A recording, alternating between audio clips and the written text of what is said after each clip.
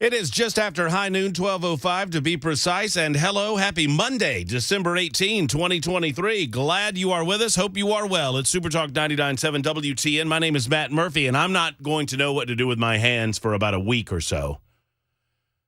Because we made a change in the studio, and it cleans things up so much that I cannot be more excited about it. Hello, I'll fill all of you in as we get our Monday going and we get our afternoon going on Super Talk 99.7 WTN. Once again, my name is Matt Murphy. I host proceedings from noon until 3, normally Monday through Friday, although today is my Friday, so it is First Amendment Freestyle Friday on Monday because I'm not here for the rest of the week. I'll be back following Christmas, which is 1 week from today for those of you in Aniana. And after Christmas, I'll be on for Brian Wilson. So this is actually our last day of the year in 2024 or 2023 before 2024 in our normal position, noon to 3. Out for the rest of the week, Cameron Smith in for me. Next week, Joan Jones is in for me post-Christmas, and I'm in for Brian Wilson. Everybody following along? So we'll have a good time today. We'll have a good time for the rest of the week. At least I will. Hope you guys do as well. In advance of the Christmas holiday. Got family and friends coming in for the holiday. Lots of things going on. And I hope you have big plans with your family and friends as well. That's what Christmas season is all about, after all. It's episode 477 of our proceedings today on Super Talk 99.7 WTN. You're invited to be a part of it, and here are a couple of ways for you to do that. You can call us, 615-737-9986, 615-737-WWTN. You can also super text and join in on the conversation that way. The super text line is up and running, 615-737-9986. 6766 asks a question. I knew this question would come up. I was thinking about it on the way in, and the answer, sadly, is no, because I did not prepare for it. 6766 wants to know if Jay's going to be on today. I mean, if it's First Amendment Freestyle Friday on Monday, that would mean that it is also Friday. However, I did not plan in advance appropriately enough, so we did not make that happen. Although I'm happy to make a call or two prior to the 1 o'clock hour. I don't know what it is about what we've done in the studio. I'm about to look.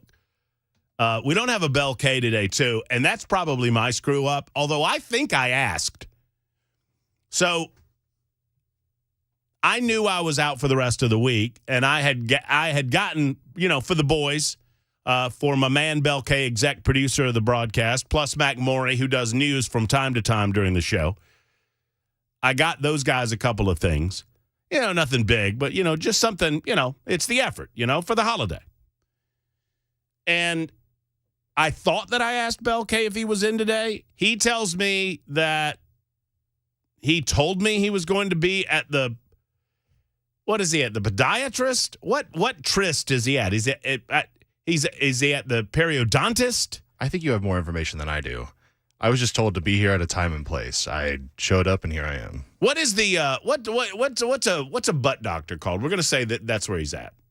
What is that called? I don't know, but we're about Remember to that Seinfeld episode? Did you ever watch the Seinfeld episode? The Ask Man Seinfeld episode? Yeah. Find it. Mason Fleming is in for the absent Bell K today, and I appreciate Mason. And Mason, I did not want it to seem like I was disappointed in seeing you. I was just mildly confused about why I was not seeing Bell. So I understand. You're always all good with me. You got it? I appreciate it. You got it pulled up yet? Looks like a proctologist. Proctologist. That's what I knew it was a P word. Yeah. So Bell's at the proctologist today. And for the rest of the week while I'm out on vacation, would you guys call him and text message him and ask him how his hiney is? Please. Would you do that? It would be like a little Christmas present for me all week long if you did that. It's a great way to round out the new year. Every day. I know my man Jason is on it. Jason is one of the more prolific super texters. And I know that Jason's on it every day. Just, how's the butt? How's the proctology? How's it going? Also, one of my favorite episodes of Seinfeld. There's a lot of good ones. That was a pretty good one as well. How you doing, Mason? Doing well. How you doing? I don't, it's very odd. Yeah, you look a little empty in there. Is the TV in a good way? Is the TV up and running? Yeah. The television side of things up and running. So you can find us on the, obviously on radio, on 99.7 FM, and we invite you to do that. You can also join us via internet streaming. Anywhere you stream information or music, you can stream us, whether it's, Spotify, TuneIn, iHeartRadio. Those are the three I always remember to mention because those are the three that I know. I'm sure there are many other platforms, and we're on all of them. And then there's Super Talk TV, YouTube, Facebook, Twitter, Twitch. YouTube, Facebook, Twitter, Twitch. And a major advancement in YouTube, let me do it again, because this will be memorialized at some point down the road in a Radio Hall of Fame So Take two. A major advancement in Super Talk 99.7 WTN YouTube TV is here. I still screwed that up, but whatever. It's all good. Super Talk TV has, we now have mic arms that don't show up in the camera or show up less in the camera shot. Yeah, it looks good. They look good, don't they? It looks good. It's a nice, clean background now, so you don't have that thing coming up in the background. And Hi! You got plants and flags. And look, we had a say what that is, Mason. I can't say it. Poinsettia? Poinsettia? Poinsettia. I Is go there a poinsettia. tia? I think there's a tia. Hold on, let me check. I think that's right. I think you look up this one. I got the buck Yeah. doctor. You can get this one. Yeah. But think it looks great. Most people say poinsettia, Yeah. but I've always said poinsettia because there's an extra I in there that no one pronounces. And it's not silent, and I don't believe in silent letters. If But we there live are in the letters South, there, and we miss letters all the time. we should do this. We really should. It was Fusilli Jerry. 1,000,000 to 1 shot, Doc. 1,000,000 to 1 shot. I pronounce the letters that others ignore. So if I have a delicious cut of fish at a nice restaurant, I will order the salmon.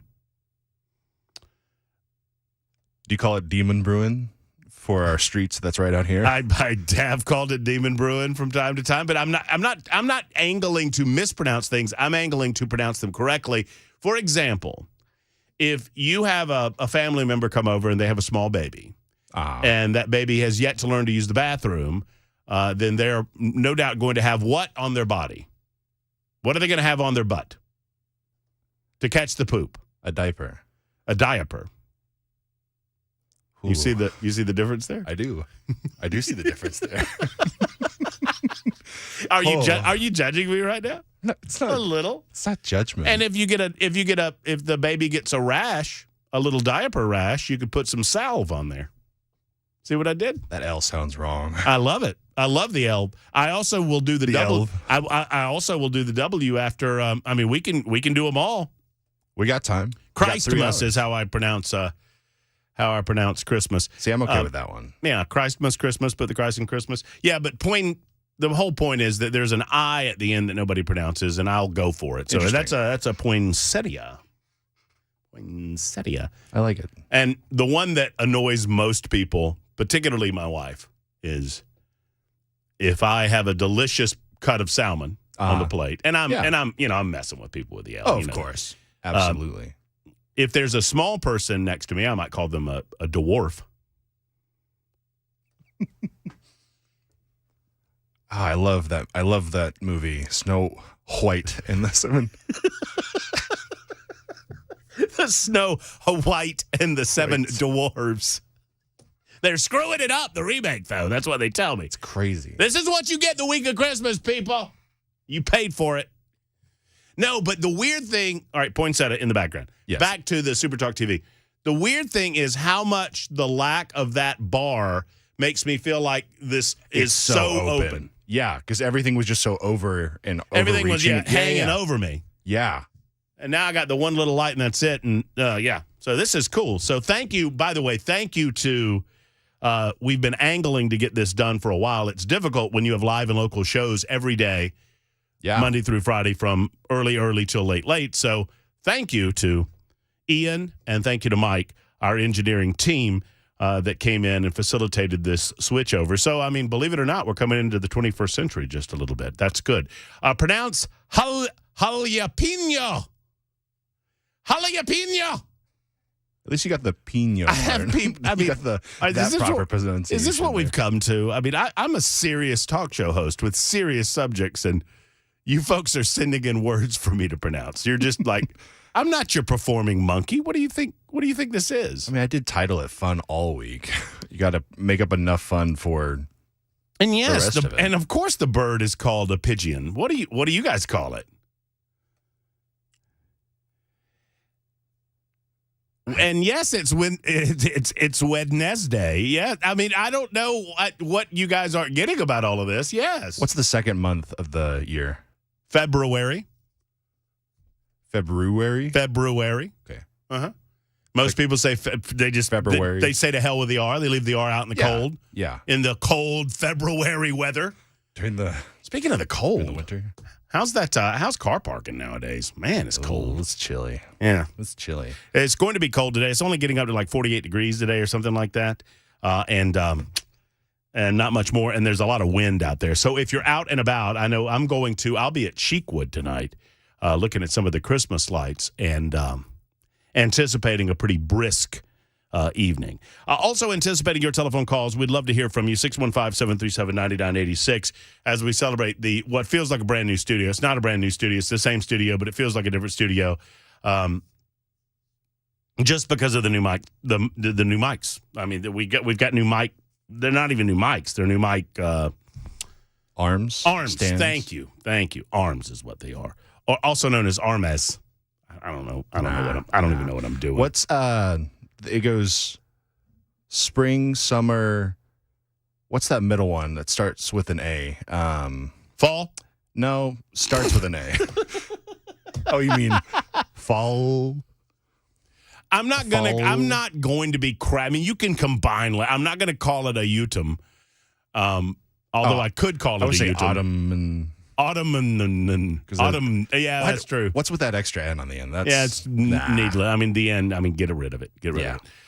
8403 says, my argument on silent letters has always been, imagine all the paper and trees that would have been saved if silent letters were left out of print. Well, yes, and if I'm at dinner with my salmon and that's where I was going, I call them vegetables.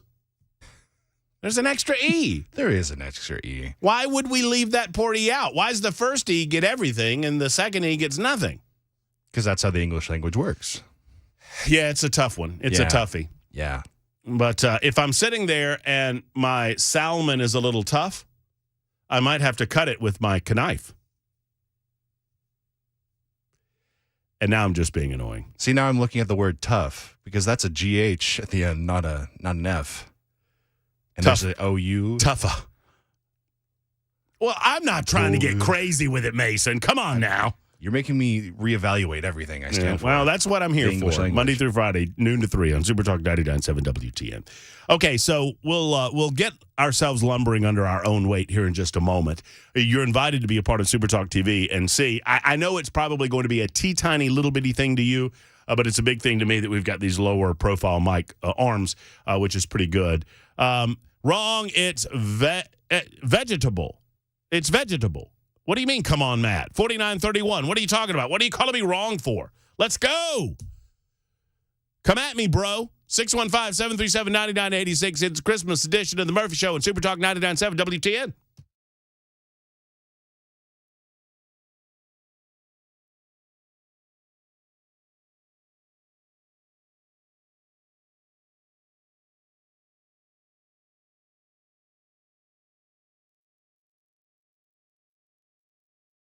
Hey, friends, Matt Murphy for the Glock Store, the world-famous Glock Store, available for you on Elm Hill Pike, or just off of Elm Hill Pike on Air Lane Drive, I should say. It is convenient from anywhere within the sound of my voice, and it is well worth the drive. You can still stuff stockings with some of their incredible accessories. They have gifts under $25 galore at the world-famous Glock Store, things like holsters and, a variety of different accessory items that you can utilize. You can also... And this would be this is more than a stocking stuffer. This is a gift for under the tree.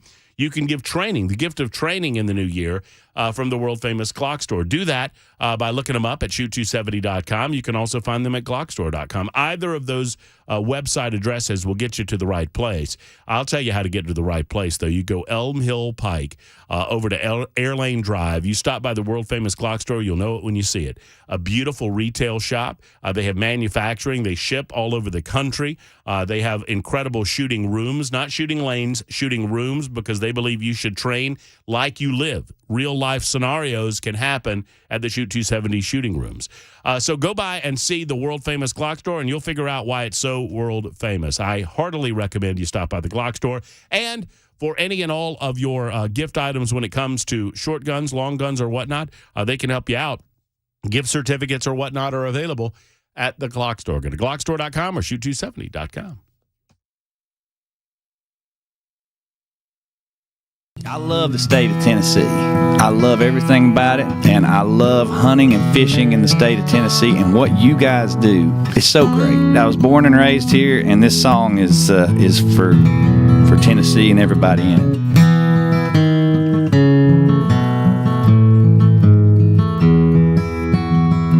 Well, I have roamed across the land, and I have sailed deepest sea.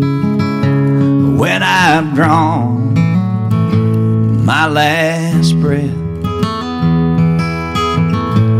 do this one thing for me. Say, won't you take me back to Tennessee, where southern streams are flowing free. Mine, Lord, will always be right at home in Tennessee, right at home in the woods of Tennessee, right at home in Tennessee. Awesome.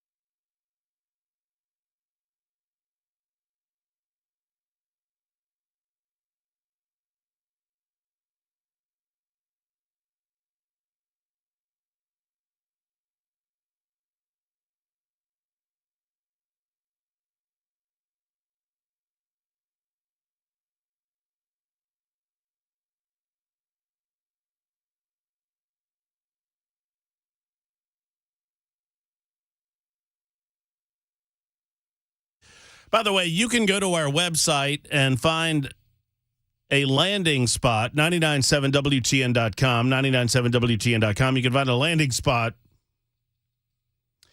I moved the camera. Should I move it back? I kind of reframed the shot a little bit. Should I reframe it? Yeah. Is that better? Yeah, that looks good. Okay. Yeah. You can go to 997WTN.com. Oh, no, let me say it right. 997WTN.com. I just don't want you to lose the Yeah, those are antlers. important for sure. Yeah. And find out how you can give to tornado relief. Tornado relief efforts are ongoing. There was a cleanup day in Hendersonville Saturday for the most part of the day, 8 a.m. to 3 p.m. I think that went well. I know there were other cleanup efforts going on around Nashville, in the Madison area, Davidson County, and beyond. And we applaud and appreciate all of you that came to help your fellow guy, your fellow girl, your fellow man, generally speaking. out in the aftermath of the tornadoes. We lost some of the conversation later on in the week, and I regretted that because I don't want to forget those. You know, it's easy for us, those of us who were not affected in the way that that some of our neighbors were. It's easy for us to just kind of immediately move on with our lives. Some people had their entire material possessions wiped off the face of the earth. And thank God more people were not killed, and thank God more people were not injured. We did lose 6 lives in our area, 3 in Clarksville and 3 in Madison. But for the most part, we came out of that unscathed from a health and wellness standpoint. But this time of year especially when you're dealing with families, let's think about those who lost their material possessions, and let's help them out by going to 997WTN.com. I've got another story about pets in the aftermath of the tornadoes that we'll get into coming up in just a moment. It is difficult for me to talk about serious things with this on. So, I mean, you do kind of look like Max from the Grinch. Oh, yeah. By the way, have you seen... Speaking of the Grinch, let me get these off. Have you seen... yeah. You seen the new animated version? The one with Benedict Cumberbatch? Mm-hmm. Yeah, I have. For my money, it is the... Outside of the original, which is obviously faithful to the Dr. Seuss book. Yeah. And you've got to appreciate and respect that. But of any and all of the attempts, I mean, beyond Jim Carrey, this is, for me, a far superior version of the retelling of the story. Looking at him objectively, I wholeheartedly agree. Did you grow up with the Jim Carrey? I did, yeah. So, that one holds a special place in my heart because of just the memories attached to it, growing up watching that each Christmas and whatnot. But this one it's a fantastic movie. You know, E and I were talking about this over the weekend. I appreciate what they tried to do. They were doing a live-action version, Jim Carrey as the Grinch, so you know what you're getting. You're going to get Jim Carrey as the Grinch. Yeah, and also as animated as you can get for a live-action. And, yes, so they did a live-action with the purpose to reflect as closely to the book and to the animation in the book as they could.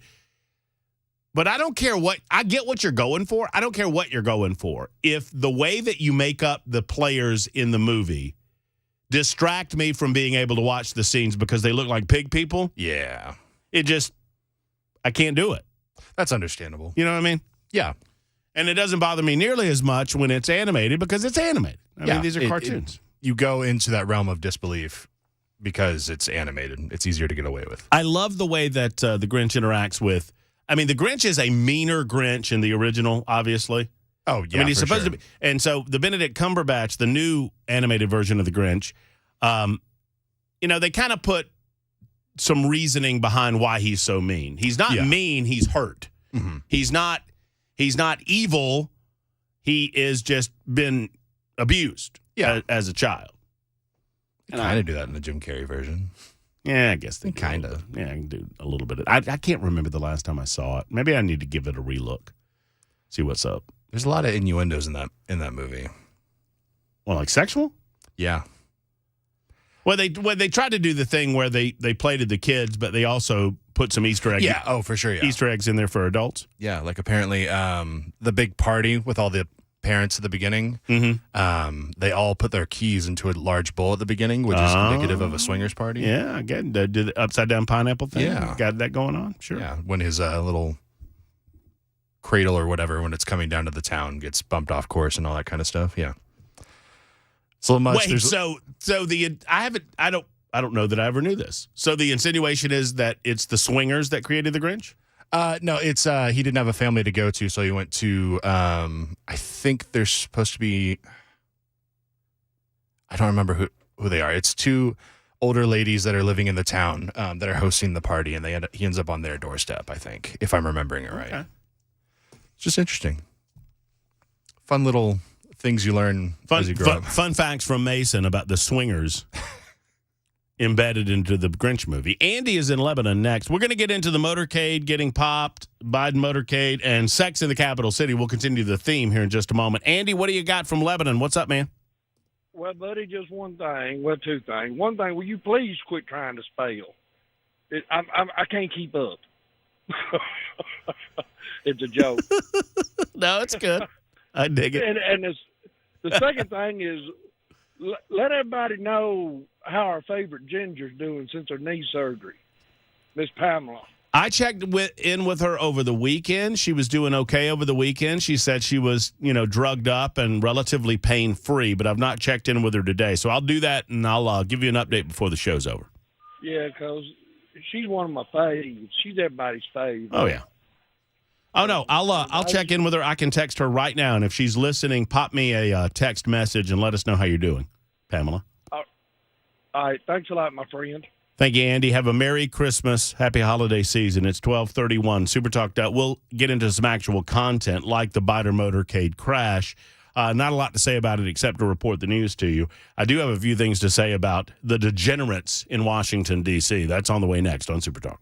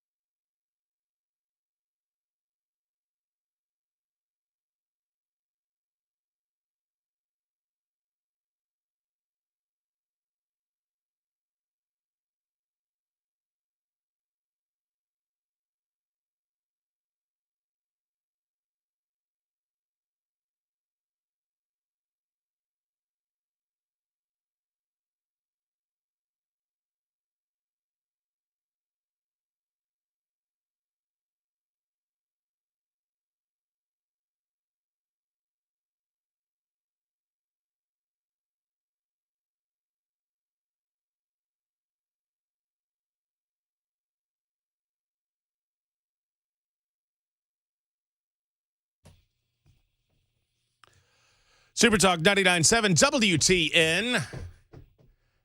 It's like I've got a new toy. I know it means nothing to you listening on radio right now, except that I am invigorated in my presentation today. Despite the fact that we've got, a week before Christmas. This is my final day on air before Christmas. I'm off for the rest of the week. Got a lot going on this week, though. I got Cheekwood tonight, the Christmas lights. What else do we have going on? Oh, I'm doing a haunted a haunted tour of Franklin later on in the week. I thought you were about to say you're hosting some kind of haunted Christmas party or something. I was like, that's Well, I can do that too. interesting. Yeah. Bringing back the Nightmare Before Christmas. Going to see the Preds. Oh, yeah. That should be fun. I've That'll not be been. good. This is my Really? first hockey game. That's cool. So, Preds, you got a shot to get me. You got a shot to hook me. Let's go. Come on. Say, my first Preds experience was kind of a cop-out. We had a friend that worked there, and so he got us tickets up top to where we could see the whole whole rink, and ended up getting pucks from the bench, which was kind of cool. How did you score pucks from the bench? Yeah, just a friend that worked. He worked at the. I mean, he says they were pucks from the bench. I don't know if they actually came from the bench, but to a 10-year-old, that kind of changes everything. As you were talking there, I'm trying to make myself look less green. This is I begged for a monitor in the studio so that we could see what's going on Super Talk TV, so that we know what we see and what we don't see. Just keep it on a window closed down while you're. Yeah, well, it's a mistake. I think it's distracted the hell out of me. I mean, I get squirreled quite easily, and right now I'm looking over in the corner of my eye, and I felt like I looked green until I turned it on to the other light, and then I really looked green. So I'm just going to stop referencing it right now, especially for those of you listening on the radio, because you're like, why? What are you? Well, you should go over to Super Talk TV. Yeah, check us out. You feeling all right? You don't look green from here. Here, watch. I think it's just on the TV. Here, watch. You ready? A little more blue now. What about now? That's got a little green going on, doesn't it? There's a little bit. I think it's more. Yeah, sure. Whatever. I'll shut up now. Lindsay is next. Lindsay, thank you for calling. Merry Christmas to you and the family. How are you? I'm well, and I'm looking at you, and honey, you are a little bit green. Trust me, it's. I saw Chris in Phoenix earlier, and I wondered if he had a sunburn though, because he was a little bit red. So between the two of you, you're making a good Christmas couple colors. I'm listening, Lindsay. I just got up to do something. I want to see if I can fix the. I want to see if I can fix the lighting in here. There. So what's on your mind, Lindsay? What's going on? Well, this Hayden Maiden guy that leaked his video. Hey, Lindsay, you're family, so I feel like I can do this. Just I can't pick up on that and see if that's on her end or our end or what, because I can't do it. You could hear that, right? I can't do it. I can't. I'll wait, but I can't. While we're waiting, I'll tell you about the Biden motorcade. So a Delaware man has now been charged with drunk driving after he, drunk driving's a bad deal. And for those of you, I judge not, lest I be judged. And I'm here to tell you that I've made mistakes in my life. And I don't shy away from those mistakes as learning opportunities and learning experiences. And one of the mistakes that I've made in my life was that I received a DUI when I was in college. I am ashamed to tell you that, but not ashamed enough to relate it to you as a learning experience. We all live and we all learn. We all make mistakes in our lives. And I thank God that I didn't harm anyone else. But it was a learning experience. And we ought to all learn from that. So I'm not trying to make fun of this because it's very serious. Drunk driving is a serious thing. But can you think of any worse person to hit if you're driving drunk than the President of the United States of America? Yeah, it's kind of a shoo-in for a little bit of a problem. I think authorities are going to be right on the scene. Yeah. Delaware man has been charged with drunk driving after he plowed his vehicle into the presidential motorcade last night. Joe Biden and First Lady Jill Biden. The best part about this was his look. He had this thing going on where that's the way he looked. His mouth kind of slack-jawed, half amazed, half oblivious to what's going on around him. Biden and the First Lady were getting into their vehicle when a man crashed into the motorcade about 200 feet away from them. Both were unharmed in the incident, which unfolded outside of the presidential campaign headquarters. That man, a 46-year-old from Wilmington, was charged with driving a vehicle under the influence of alcohol and inattentive driving, according to David Karras, A spokesperson for the Wilmington Police Department. Police did not identify him by name. Well, isn't that nice? Television footage of the incident showed security officers surrounding the man's vehicle. They pulled their weapons, as is appropriate. It's absolutely appropriate for them to pull their guns. They have no idea what the intention of this individual might be. I mean, hell, with the amount of illegal alien activity that we have flooding across the southern border, there's probably people coming in specifically for the purpose of doing harm to elected officials. Think about that for a moment. Think about the idea that when this initially occurred, when the police realized what was going down around them, when this car plowed into the motorcade, they had no idea. And there had to be a split second where they believed that this could potentially be terrorism, much similar in nature to what we all speculated regarding the Niagara Falls bridge crossing, the Rainbow Bridge explosion. We had there were initial reports, some of which were coming out of Fox News, but there were initial reports that was an act of terrorism. Well, certainly the first thing that these folks are going to think on the scene is that this is an act of terrorism or an attempt specific to the motorcade itself. Well, did not turn out to be the case. But it does create a reflection about the amount of people coming across our southern borders unvetted, unknown to us.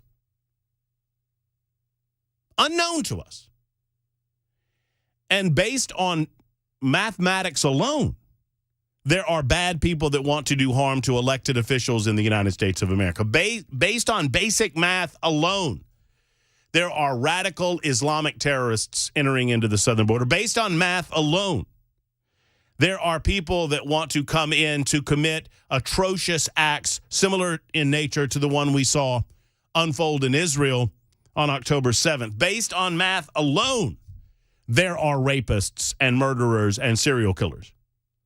I'm not overstating the case. When millions of individuals are flooding into your country, most of whom are peaceful, most of whom want to do work and send money back to their countries of origin, most of whom want to do some basics to help themselves and their family, and they feel like they're not doing anything in violation, quote unquote, of the law, though they consider it to be a victimless crime, if they consider it to be a crime at all.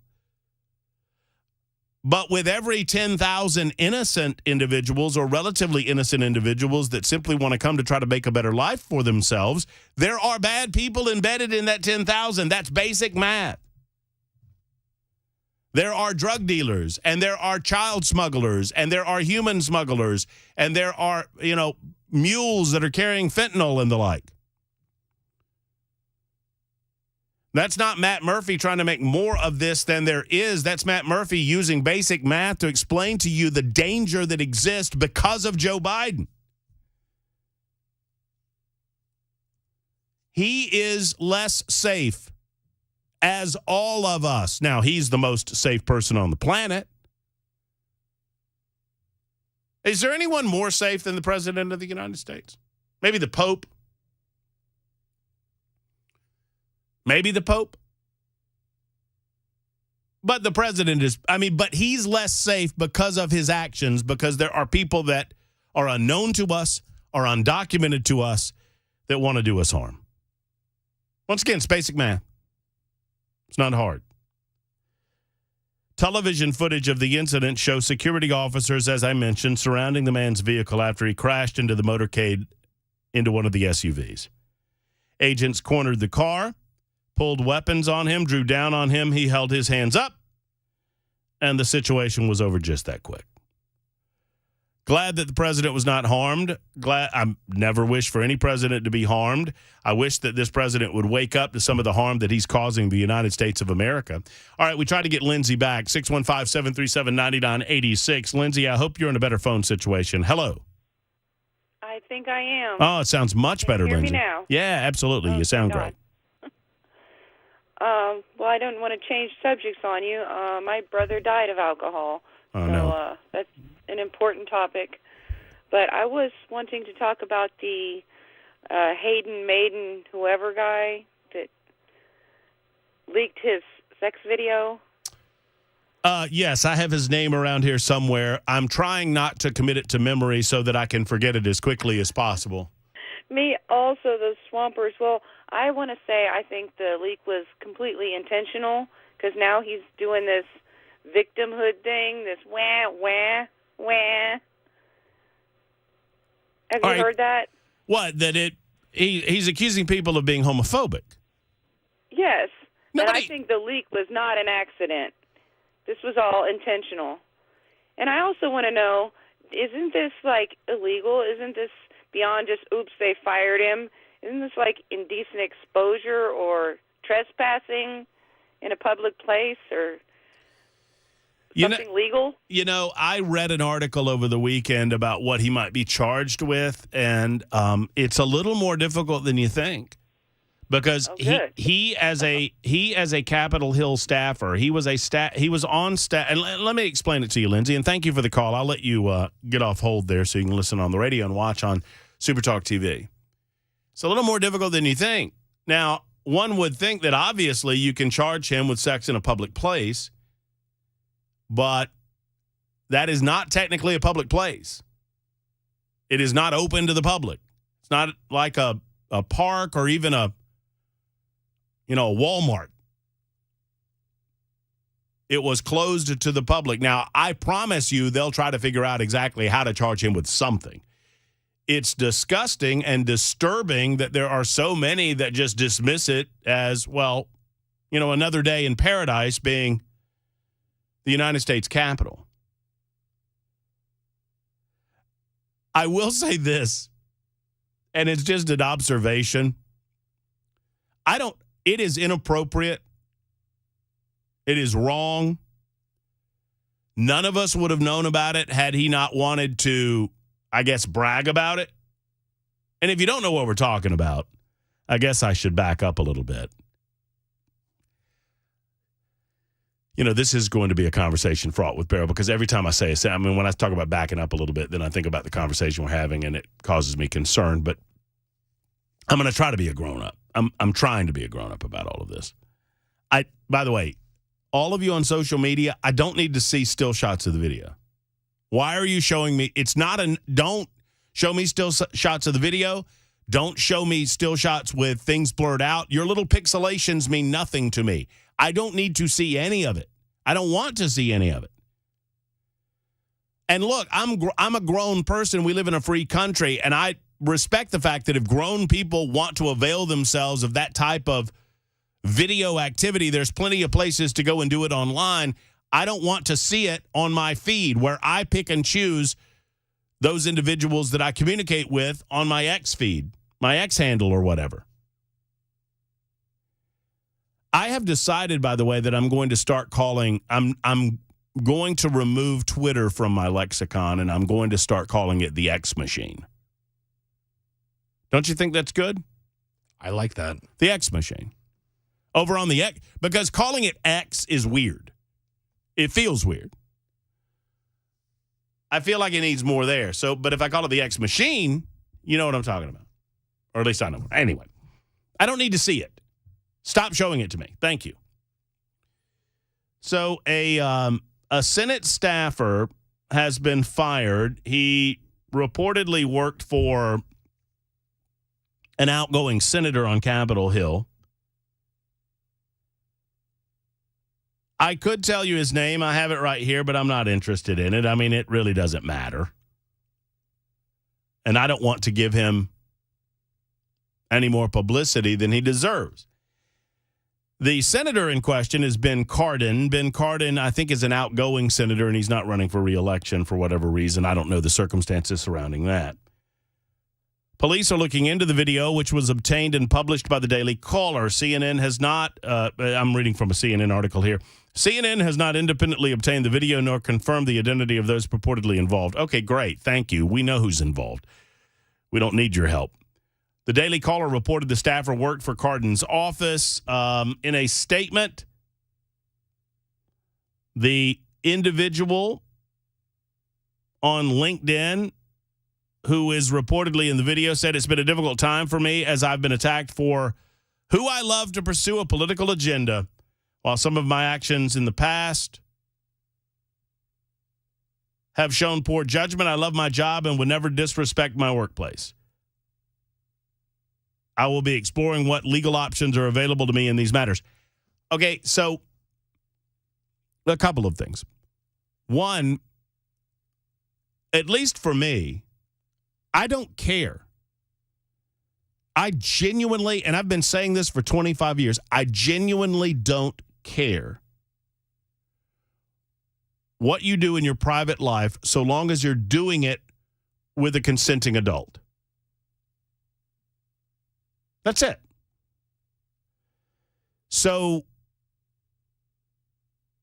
while I have my own personal and faith-based beliefs about these things, with regard to the law and with regard to my reaction to what's going on here, do I react differently because it was two men? Yes. I admit that I do. I cannot help it that I do. God made me this way, where I react differently based on that. What I try not to do in a freedom-loving society is allow that to affect how I treat other people in my day-to-day life. I hope that's clear. I would be lying if I told you otherwise. At the same time, my reaction to this video, my reaction to the release of this information has nothing to do with this dude's sexuality. Nothing. It has everything to do with a disrespect for our national institutions and a general disrespect by Democrats for our nation's history. And I'm going to, in a moment, I'm going to combine, and you're not going to hear this anywhere else, I'm going to combine two stories. One, the removal of a monument, a reconciliation monument in Arlington National Cemetery this week, and gay sex on Capitol Hill. I'm going to put those two things together, and you'll understand why it all leads to a disrespect of our history and a destruction of our nation and our basic core values. It's 12:52 on Super Talk 99.7 WTN. Hi, I'm Paul Winkler. What's one of the biggest mistakes that I find that investors make? Well, it's typically buying based on past performance. We look at our 401k, we try to decide which fund should I buy, and tend to look at historical past performance over 3, 5, and you even hear investment advisors telling people to look at 3, 5, and 10-year track records. Problem is that what do markets do? They go up and they go down. Well, where did this have a great past performance? Here to here. So we end up buying high. We found that there was one study back in 1986, and it was called the Brinson-Hooden-Biebauer study. And they were looking at what drove investment returns more than anything else. And the study sort of looked like this. They said, stock selection, about 4% of investment differences were due to stock selection. About 2% was due to market timing differences. Asset mix, asset allocation, that was the big deal. Now, what they found, which was fascinating, was that when the pension plans engaged in these two activities, in one study it showed that 100% of the time, investment returns were lower and it increased risk. Not something you want when you're an investor. So this is something that we teach investors to help them sidestep some of these issues. Now, if you want to learn more about our approach to investing in financial planning, go to paulwinkler.com and set up a free 15-minute phone call. Or you can call 615-851-1950.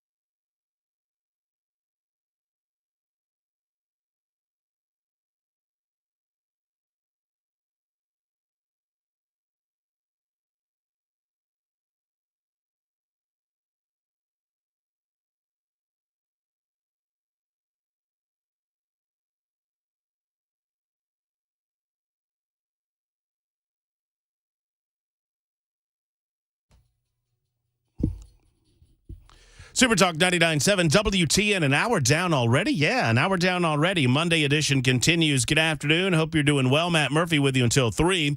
I'll hand off to Brian Wilton in the drive at that time.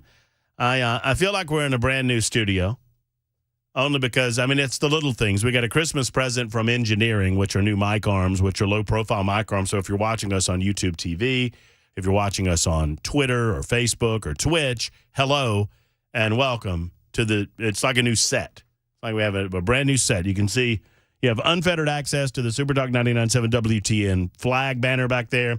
You have unfettered access to the poinsettia. You have unfettered access to the American flag and the flag of the great state of Tennessee. It's all back there. And we're very excited. We're also excited to have Congressman Tim Burchett on the air. He'll come up at about 1:05 this afternoon. We'll talk about UFOs, impeachment inquiries, and other things.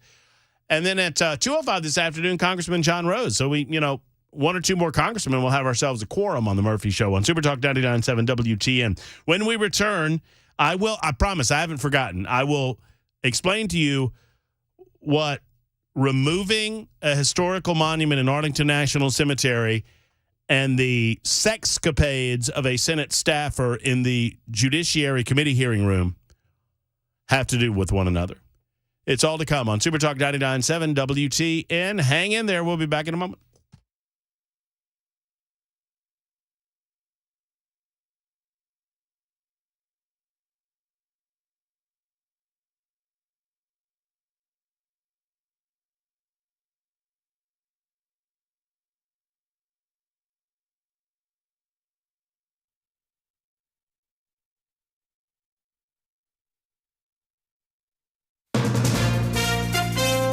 ABC News.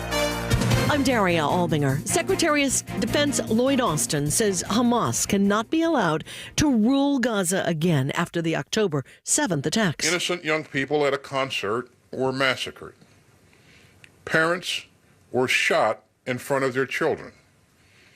Women were sexually assaulted. Toddlers and Holocaust survivors were taken hostage. Austin in Israel also urging the IDF to scale back its offensive in Gaza to limit civilian casualties. The gay rights organization GLAAD is praising Pope Francis's decision to allow Roman Catholic priests to bless same-sex couples. GLAAD calls it the latest in an historic pattern of actions from Francis, which shows LGBTQ people should not be used as a dividing issue. One of the nation's largest mortgage providers was hit by a massive data breach. Mr. Cooper, a major mortgage servicer and home loan giant, hit by hackers in late October with the personal information of some 14 million customers stolen. The company says the hacking targeted technology systems that held customer names, addresses, dates of birth, phone, social security, and bank account numbers. Affected customers are being notified and will get 2 years of free credit monitoring and identity theft protection. The CEO of the Mr. Cooper Group releasing a statement apologizing for the concern and frustration and promising to make this right for customers. Derek Dennis, ABC News. A bipartisan group of senators scrambling to reach a deal on a supplemental funding package for Ukraine and Israel. We know that those negotiations have continued, but lawmakers have also come out from behind closed doors and said they're pessimistic that a deal can be reached by the end of this week when the Senate goes out. The House is already out. They said they might come back if there's a deal reached, but I can tell you I've talked to lawmakers on both sides of the aisle who tell me they believe that this would all get settled in the new year. ABC's Jay O'Brien in Washington. You're listening to ABC News.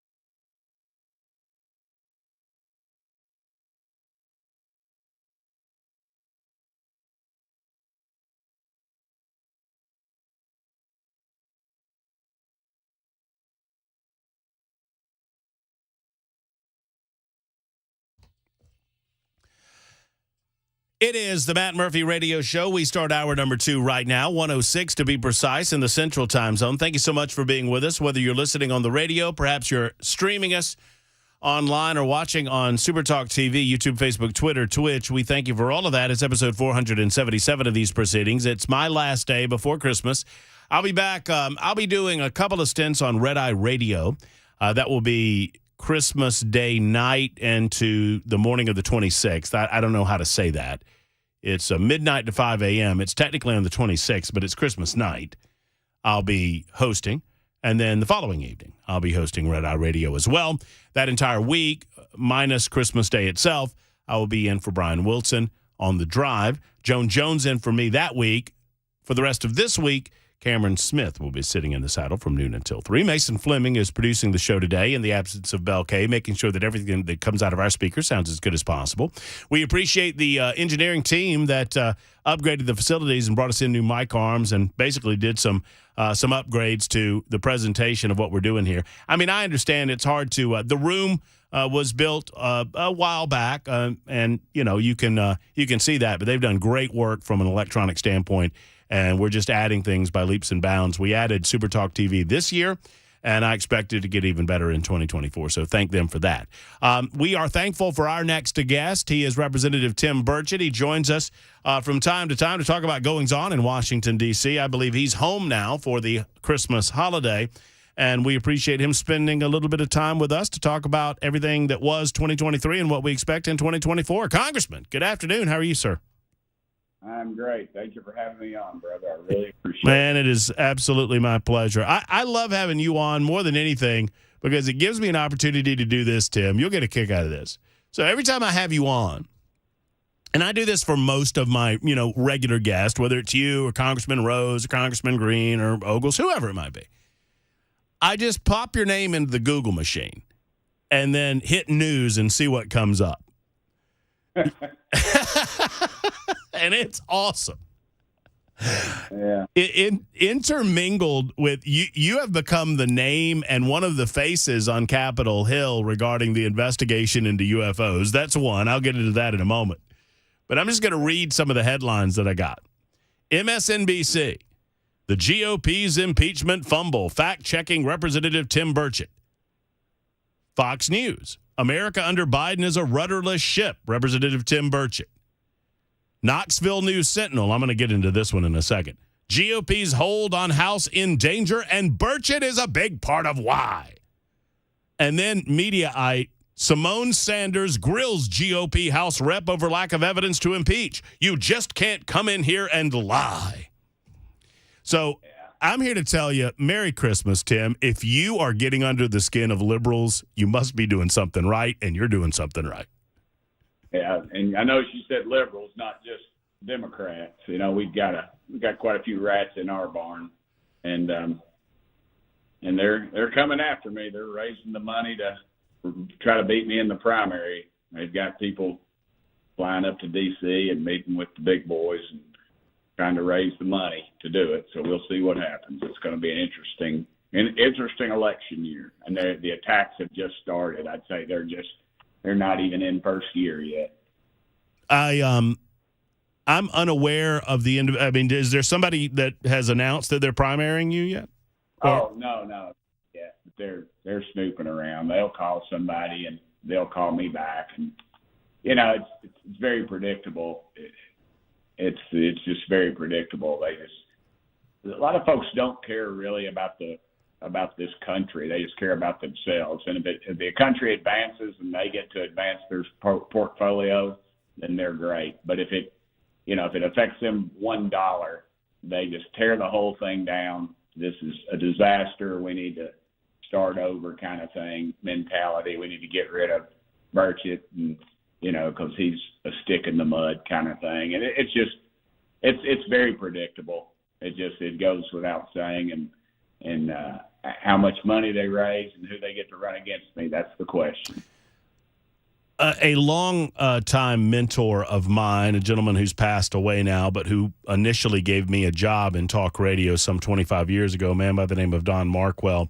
Early on in my radio career, I was using, and you just reflected on this, I was using the words conservative and Republican relatively interchangeably. And he told me over 20 years ago, you need to learn to distinguish between those two because Republicans, that word changes depending on what part of the country you're in, and it certainly changes depending on whose votes you're trying to attract. Kevin McCarthy in Tennessee would not be a Republican at all, right? I mean, he wouldn't be considered a Republican, certainly not a conservative. So I find it amusing when I read this in the Knoxville News Sentinel. I want to read you this paragraph and get you to reflect on it because this is amazing to me. Burchett can rightfully take some credit or blame for such a slim margin, talking about the GOP margin in the House.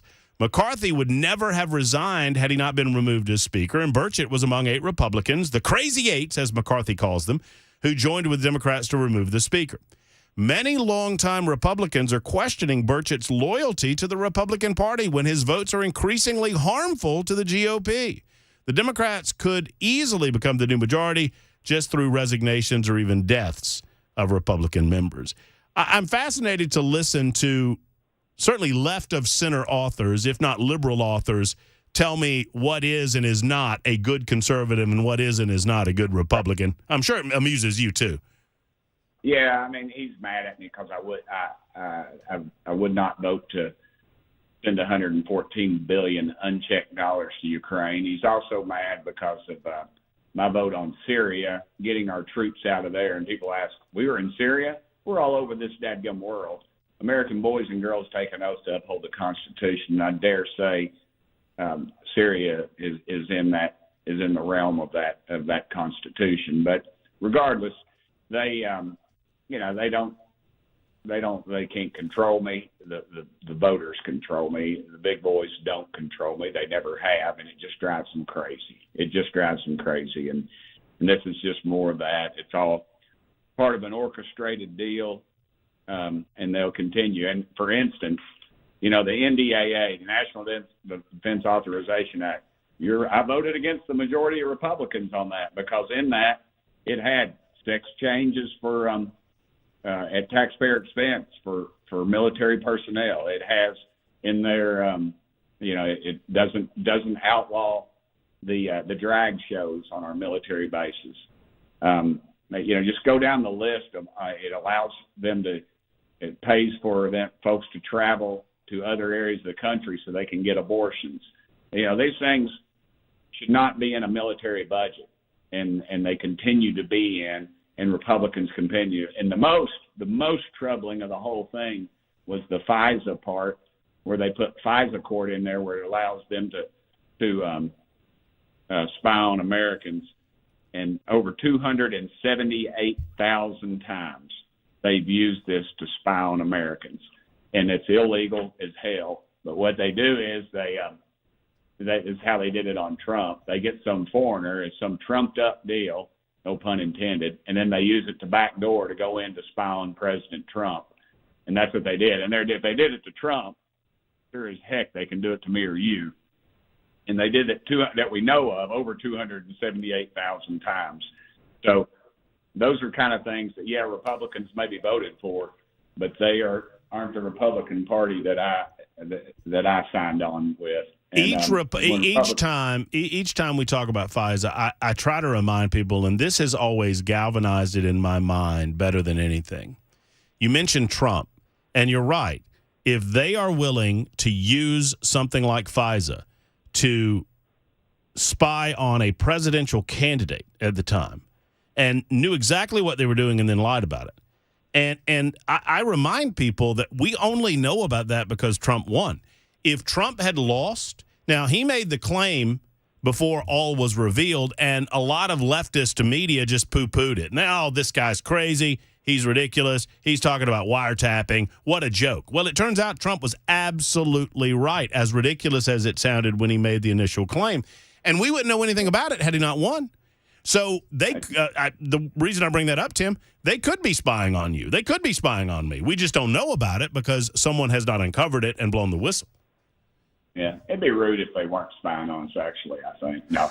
But I just think we better wake up. And these Republicans that that do this stuff, they cut these deals, and they've cut deals. I mean, good gosh, we always gripe about Pelosi making 80% or whatever return on her investments. A lot of Republicans are doing that, and they did it through a missile defense contract.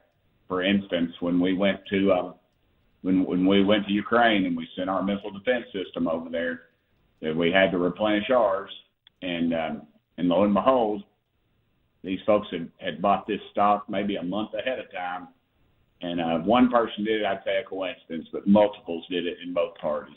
So I just think we better really be careful with these folks. And these are the folks that'll be running against me and a lot of other good Republicans. And and you got to realize too, McCarthy's got $17 million in an account. What the heck is he doing with $17 million that possibly this Bankman-Fried character who took, who basically embezzled billions with a B dollars and is going to federal penitentiary. He gave a bunch of Democrats, but he also gave some Republicans money. And what we think has happened is they used it to run against conservative Republicans and put moderates in there. And when we were supposed to have a 40-person lead in the House, and we ended up with 3. Now, why is that? It's because we picked some poor people to run, and that's the bottom line. And who is at the head of that? Former Speaker of the House. There's a lot of other things. I'm not going to air his dirty laundry on the news, but there's plenty out there. And and these are the people that are coming after me and folks like me. It's a never-ending battle. They get, like I say, they're very self-serving, and it's very obvious. And let me ask you this: in the aftermath of the removal of Kevin McCarthy, and my position on that was always very plain. Had Kevin McCarthy kept his word when he negotiated his speakership, he'd still be speaker. He didn't, 100%. and you know what? He created the rules that led to his ouster. That said, are you still taking a wait-and-see approach with Mike Johnson? I was concerned that Mike Johnson pushed the NDAA the way that he did.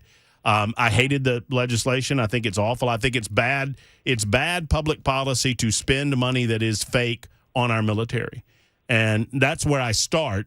And then we can get into all of the particulars, all of the little nest eggs that are there for the woke progressive left in the legislation that spends almost $1 trillion.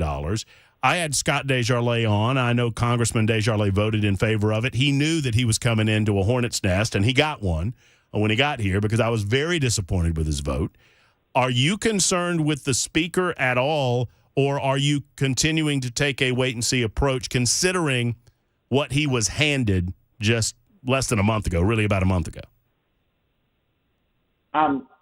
I'm always concerned with the speaker, but they have, he got thrown into the deep end on this thing. He was literally the person who organized our speeches on the floor at night and had a competition. You'd win a baseball bat or a Thomas Jefferson statue or something if you won. And then the next day, almost literally, he's flying to Israel to talk to Netanyahu on behalf of our country. So, I am concerned, but he has not lied to us. He has not lied to us yet about anything that he says he's going to do. And so he hasn't lied to me anyway. I can't speak for everybody else, but yeah, I'm concerned. Of course I'm concerned. I want him to fight it out. I want it, in our conference meeting, the chairman of the committee was pushing this horrible NDAA.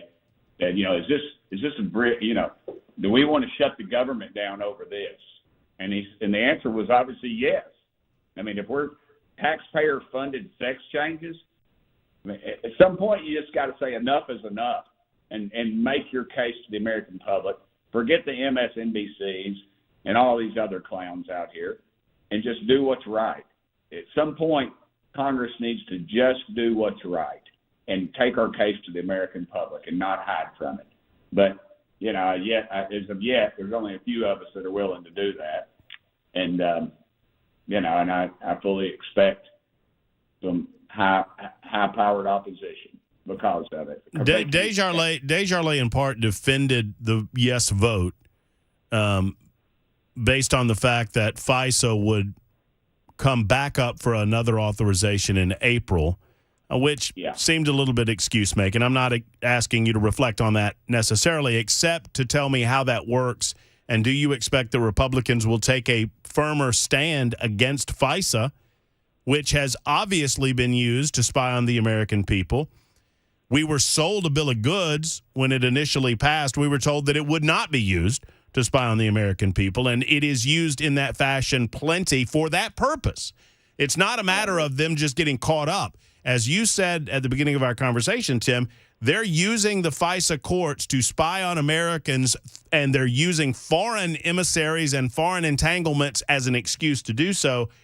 Do you expect Republicans will take a stand in April? They better. They better, because there's a lot of angry Americans in both parties. I was more disappointed. I was surprised more of the hard left didn't do it, because I got a warning for them. If we ever get back in control and we start doing that, it's all over. I mean, because this will be ruthless. And we'll do it. They do it. Everybody does it. We've got to get control of this thing now. Or we have really, you talk about weaponizing somebody. This is like going from a baseball bat to an atomic bomb. Because anybody that has any contact with any foreigner, just imagine. I mean, say somebody works for you or whatever. All right, we need to investigate them. Don't need a court order. They just go investigate the foreigner because they work for you to get to you. And this is exactly what they did. And it's dangerous. It is a cocked gun in the hands of a untrained criminal. And Desjardins my buddy. He's my friend. I mean, I like Scott too, and I told him how much I appreciated him coming on, knowing that we were going to have some strong disagreements. And I do respect that. I don't respect the vote, but I certainly respect the man. Yeah, I do too. He's been a conservative, and I give these guys the benefit of the doubt. I'm just telling you my position on it. Everybody has a reason. You get something, an issue that really is of concern to you. And that's part of the problem, too, with the whole system. We've got to get back to single-issue bills. Amen on that. Amen. Hey, hold on to just say, I mean, I hope that Tim, pick up on Tim and see if he can be with us for a couple of additional moments. I know that I have to take a quick break. Hopefully Tim can be with us for another segment. I think that he can. I want to ask him about UFOs, and I want to ask him about immigration, and I want to ask him about impeachment. And all of those are very important subjects. So let's hang on the line. Representative Tim Burchett is with us. It's 124 on Super Talk. I love the state of Tennessee. I love everything about it, and I love hunting and fishing in the state of Tennessee, and what you guys do is so great. I was born and raised here, and this song is for Tennessee and everybody in it.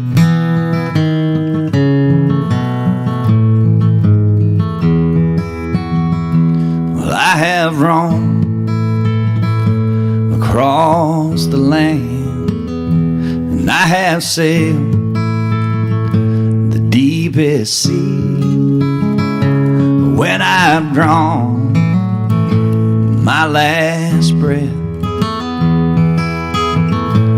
do this one thing for me. Say, won't you take me back to Tennessee, where southern streams are flowing free.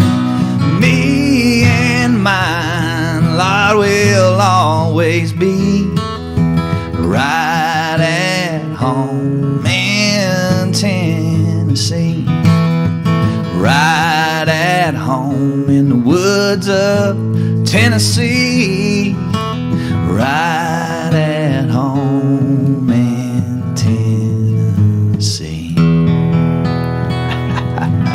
Awesome.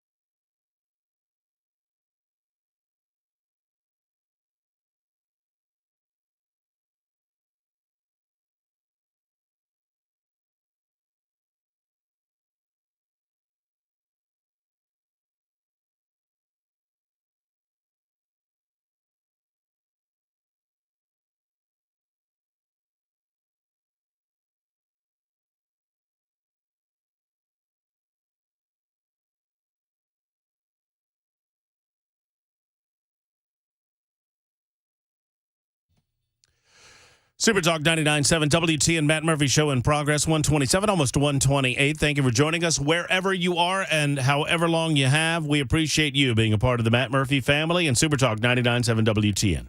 Episode 477 in progress. Our final one before Christmas. We're out for the rest of the week. Lots going on.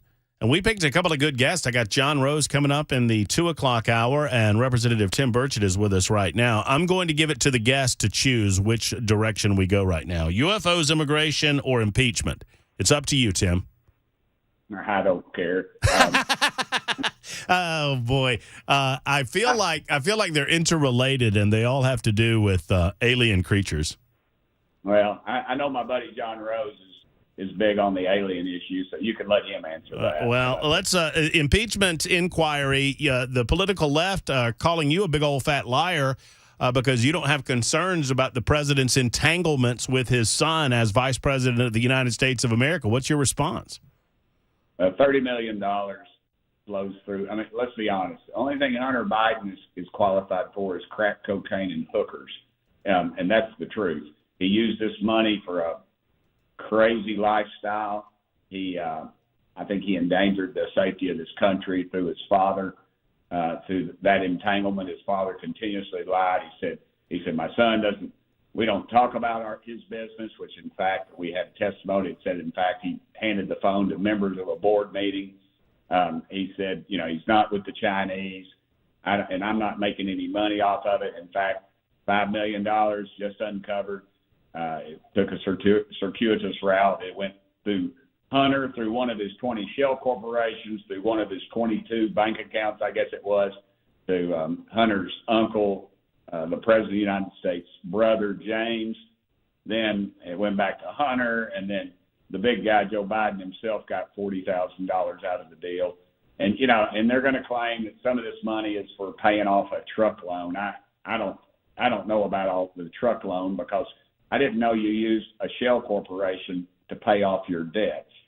So, and there's no proof that they paid one lick of taxes, and they let the statute run on that, most of it. So they're not going to go after him, if you can believe that, for some of it.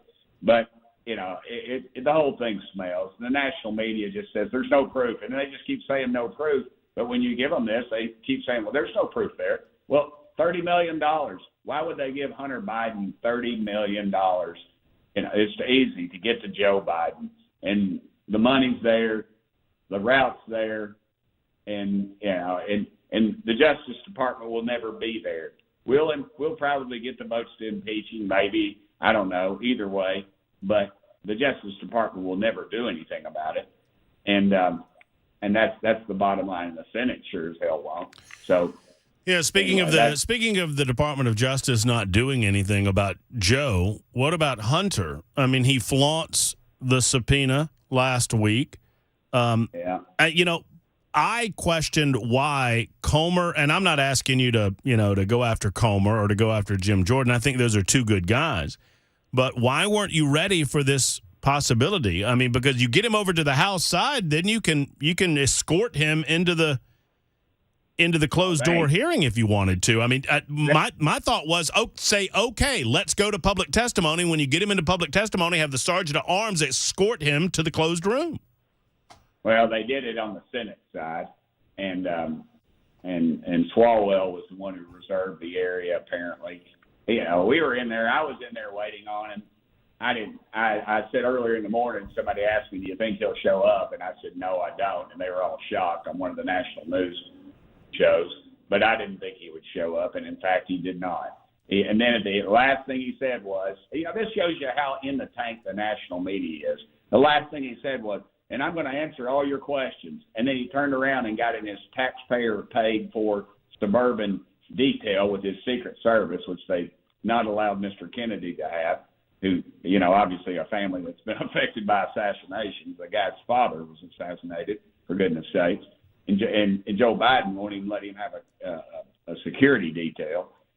So, this whole thing just stinks. The national media, they've got so much invested in Joe Biden, they can't stand the fact that he's a failure, and they hate Donald Trump. And the reality is they hate America. They hate everything we stand for. They hate the freedoms we have. They hate our system of government. They hate capitalism. Everything they do proves that. And this is just one more incident of them thumbing their nose at us, the American people, and they get by with it because the Justice Department is so corrupt.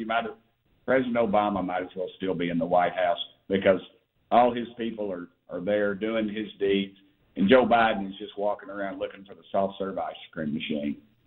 So the South Carolina primary is a month and a half away, something along those lines. Do you expect, just a prediction from you, do you expect that Joe Biden is their candidate come South Carolina? I don't think Joe Biden stays. I don't think he's the candidate when it comes down to it.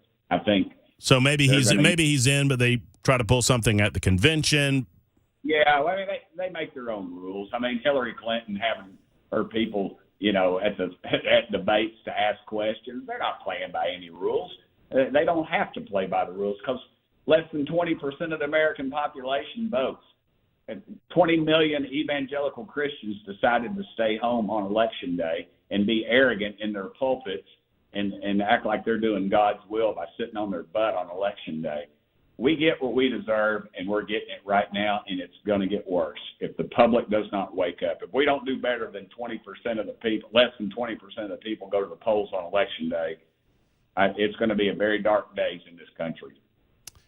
Tim, always a pleasure to have you on. Thank you for the extended time. Have a wonderful Christmas and a happy New Year. And if we don't talk to you before 2024, we'll talk to you then. Keep putting the truth out, brother. And as always, I hope you have a very politically incorrect Merry Christmas. You too as well. Take care. There's Congressman Burchett for some extended time. I'm glad that this is a week where Dan Mandis is clearly not listening to the radio because I'm very, very late. He's going to be very, very upset. It's 1:34 on Super Talk.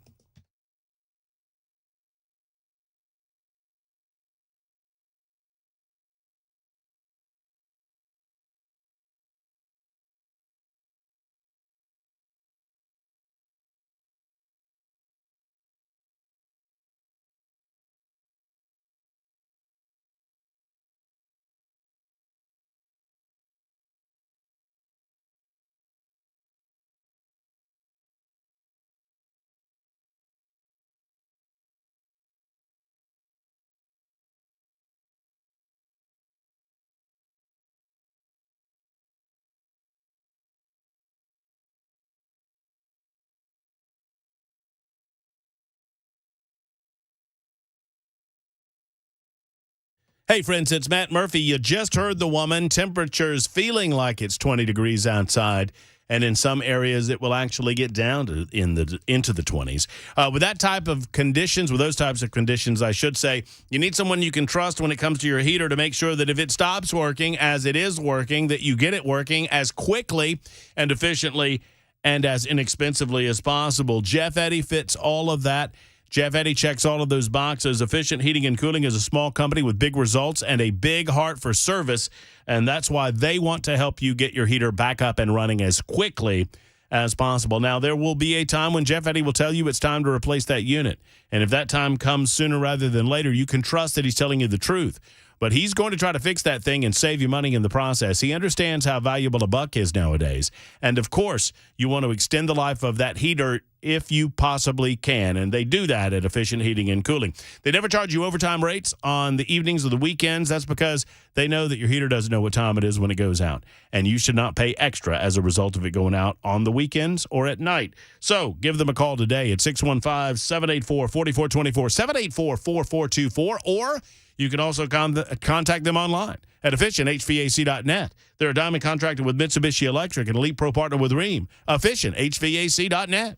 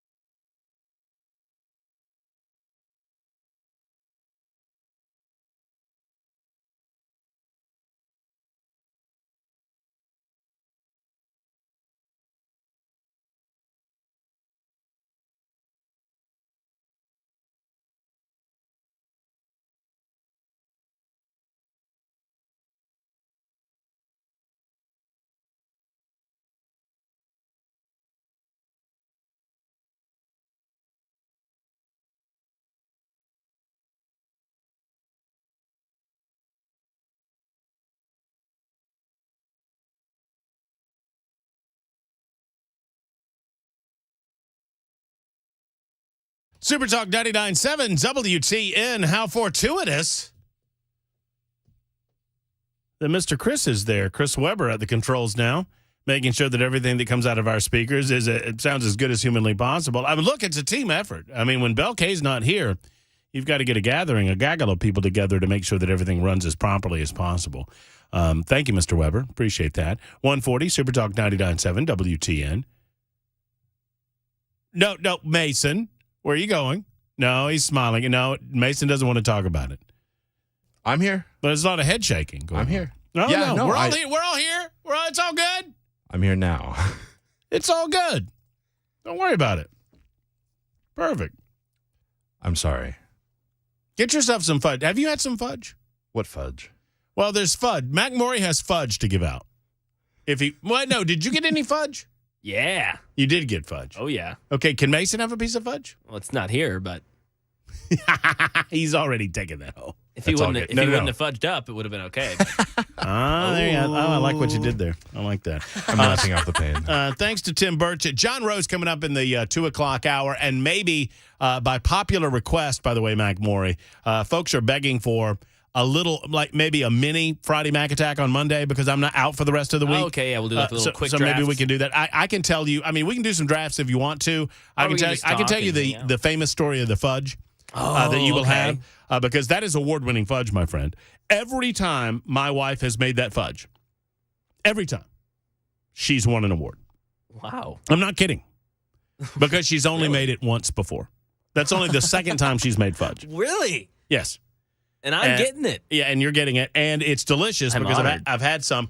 And I'll tell you this. It's a great story about a guy full of sound and fury, blustering on and on about how delicious his fudge is. And then we lay down the fudge challenge, and he gets destroyed by my wife. Yeah. And so I'll tell you that story coming up in the 2 o'clock hour. Here's the comparison. So if you've not heard, there is a monument in Arlington National Cemetery, and once again, every time I mention it, I say, if you've never gone, you got to go. Confederate Monument, it's being called, although I would call it a reconciliation monument in Arlington National Cemetery, which is being removed this week as a part of an effort to remove, quote, and I'm quoting from the official release, it is an effort to remove Confederate symbols from military-related spaces. In a news release, Arlington Cemetery said safety fencing was installed around the memorial, and officials expect removal to be done by Friday. The landscaping, graves, and headstones surrounding the memorial will be protected while the monument is taken down. Quote, during the deconstruction, the area around the memorial will be protected to ensure no impact to the surrounding landscape and grave markers to ensure the safety of visitors in and around the vicinity of the deconstruction. Removal of the monument has not come without great concern, and it should be great, and frankly, I would say grave for our country. On Monday, last week, I suppose, led by Georgia Republican Representative Andrew Clyde, they wrote a letter to Defense Secretary Lloyd Austin demanding the Reconciliation Monument be kept. Clyde said the monument, quote, does not honor nor commemorate the Confederacy. The monument and memorial commemorates reconciliation and national unity. In a September 2022 report to Congress, a commission recommended the removal of the monument, which was unveiled in 1914. The memorial, quote, according to this report, offers a nostalgic, mythologized vision of the Confederacy, including a sanitized depiction of slavery. And so it must go. Sanitization is an important word when reflecting on what they're doing in America. By they, I mean the political left. I have long said about all of these monuments. Well, monuments in and of themselves are not sacrosanct. If we determine at some point in our present or future that we honored a certain aspect of our past in a way that we no longer wish to honor it, it's all well and good so long as the people themselves agree with either replacing or moving. But the removal and erasure of American history is a dangerous concept. And more important than the removal of the monuments is the removal of the history of the war itself. And sadly, that's being removed from our classrooms as well as our parks, our public spaces, and now our cemeteries. There are Confederates buried in Arlington National Cemetery. Why not remove them too? Why not remove them too? There are Confederate soldiers buried in Arlington National Cemetery. Why not remove them too?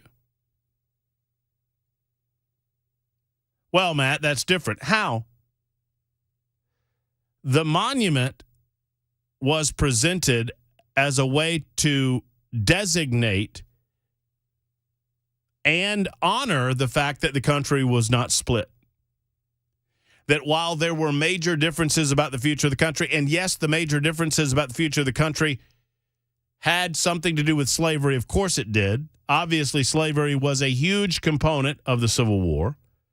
It was not the only component, but it was a huge component. And anyone saying otherwise, you're really denying American history. And I have no desire to get into a debate about it. But this erasure of history because history becomes inconvenient is a dangerous thing. And it is a byproduct of the political left not only trying to determine which history is told, which history is not told, but they also believe that you and I are all children. Mac Morey, Mason, Matt Murphy, all of us, we're all children, and that we can't absorb uncomfortable history and the aftermath of uncomfortable history. Talking about the Civil War is uncomfortable. People died. A lot of people died. It was fought over, in part, the enslaving of a race of human beings. That's an uncomfortable conversation to have, but one that is necessary in order to remember it and to recognize that we have overcome it while some nations and some parts of the world still engage in the evil, horrific practice. Not something that the national news media would want you to know necessarily, but it is true. Secondarily, how difficult is it for those of us who are here today to recognize the impetus behind the placement of the monument at the time that it was placed? I made this argument when I worked and lived in Birmingham, Alabama. They removed a Confederate obelisk. Am I saying that correctly? Speaking of language, obelisk, right? It's the Washington Monument is the world's most famous obelisk, right? Yes. Okay, Yeah. obelisk. They removed an obelisk from a park in downtown Birmingham, Alabama called Lynn Park. That obelisk was placed there by the Daughters of the Confederacy back in the early, 19-aughts, 19-teens, over 100 years ago. It was removed recently by a vote of the duly elected city council and by approval of the mayor of the city of Birmingham, a city that is now a majority black city. And I had concern over the removal because I have concern about our erasure of history, because I think there is a purpose behind some of this erasure, because those that are erasing portions of history are rewriting other portions of history for their own benefit and purpose. I think it's a much more important project to engage in is to help understand why the Daughters of the Confederacy existed and why they wanted to honor their Confederate dead and why so many non-slave holders or slave owners chose to fight for their individual states. What was the attitude at the time that all of this occurred? And what was the attitude in the decades following the event? And why did the South find it so important to honor those men and some women, but mostly men, that fought and died for the purpose of defending their own states? We had a different attitude. Obviously, the slavery component is a huge one. And no rational human being would defend it. No rational person would defend slavery of any sort. And certainly you would not defend that portion of American history as good or wholesome. It was, in fact, quite the opposite. It's an evil institution that was not recognized as such at the time that we engaged in it. But I would say this, there is a spirit that has been lost between then and now that I'm concerned that if we continue to lose said spirit, we're going to lose our country. And that is the spirit of statehood and the fact that the states created the federal government, not the other way around. It was an unfortunate byproduct of the Civil War that we lost the concept that the states dictate to the federal government how the federal government runs its business, the states and the people respectively. While the Constitution of the United States is the supreme law of the land, the Constitution dictates what I just said to you.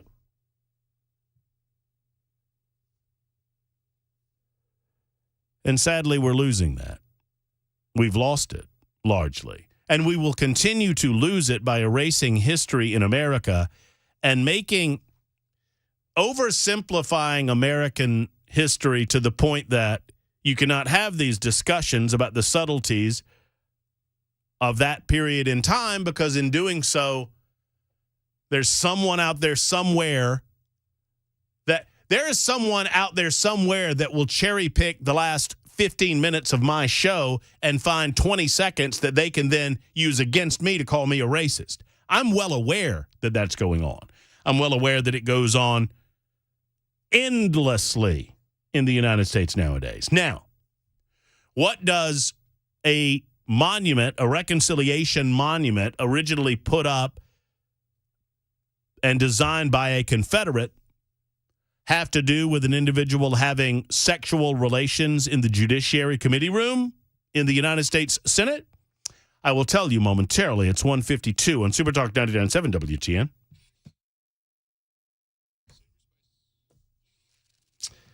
Hey, friends, I tell you what I'm going to do. I'm going to incorporate Mac Morey into my conversation about Savory Spice. I normally would never do this, but I just want Mac Morey to describe the feelings that were going on inside of him when he saw the maple glitter syrup. Man, I mean, that was just incredible. I was elated with holiday spirit. I was so excited to drizzle it over everything.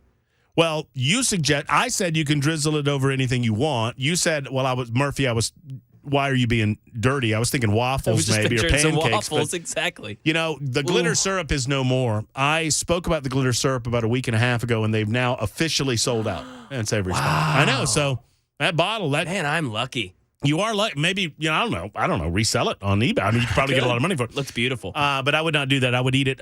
Glitter syrup was available, and they'll get a restock in at Savory Spice. It's more than just delicious spices. Of course, that's their primary focus, as it is the name on the door. But at the same time, they have so much more than that. They have different things like the glitter syrup. They've got the popcorn sprinkle that you can put over your popcorn. They've got entire recipes that if you just add some food items that you get from the grocery store and put in the delicious spices and seasonings that they put into their recipe bag, then you've got a delicious meal for you and your family, and you don't have to know anything about cooking. That's what it's about at Savory Spice. So for all of your holiday baking needs, if you've got an additional spice or two to pick up, whether it's nutmeg or cinnamon, whatever it might be, it's time to get it at Savory Spice. They've got a variety of different vanilla extracts and different types of flavoring beyond just the vanilla. They've got the whole bean. They've got all of that at Savory Spice. All of that baking, all of that cooking that you're doing during the holidays. If you're not doing it with Savory Spice, I would suggest you're doing it wrong. 2 locations to serve you. One is in Ellendale Market. That's on Charlotte Pike in Nashville. The other's in Franklin, just off the square next to Gray's Pharmacy. When you stop by, tell Holly, David, and the rest of the team that Matt Murphy sent you to the one and only Savory Spice. Hi, I'm Paul Winkler. What's one of the biggest mistakes that I find that investors make? Well, it's typically buying based on past performance. We look at our 401k, we try to decide which fund should I buy, and tend to look at historical past performance over 3, 5, and you even hear investment advisors telling people to look at 3, 5, and 10-year track records. Problem is that what do markets do? They go up and they go down. Well, where did this have a great past performance? Here to here. So we end up buying high. We found that there was one study back in 1986, and it was called the Brinson-Hooden-Biebauer study. And they were looking at what drove investment returns more than anything else. And the study sort of looked like this. They said, stock selection, about 4% of investment differences were due to stock selection. About 2% was due to market timing differences. Asset mix, asset allocation, that was the big deal. Now, what they found, which was fascinating, was that when the pension plans engaged in these two activities, in one study it showed that 100% of the time, investment returns were lower and it increased risk. Not something you want when you're an investor. So this is something that we teach investors to help them sidestep some of these issues. Now, if you want to learn more about our approach to investing in financial planning, go to paulwinkler.com and set up a free 15-minute phone call. Or you can call 615-851-1950.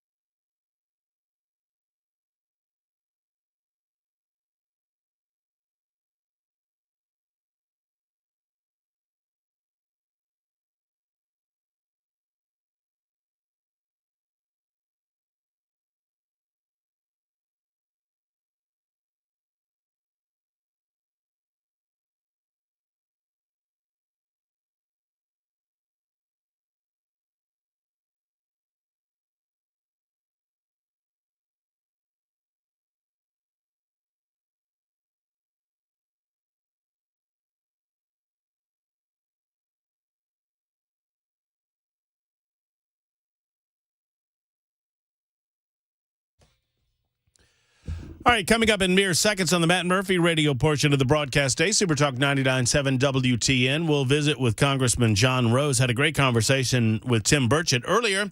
If you missed it, it will be up and running on the podcast section before you know it, 997WTN.com. Speaking of up and running, I feel like we have a new studio. I know it's a small thing. I don't mean to continue to gush about it, but thanks to Ian and Mike and the rest of the team, they got us new arms, so you don't have to look at that.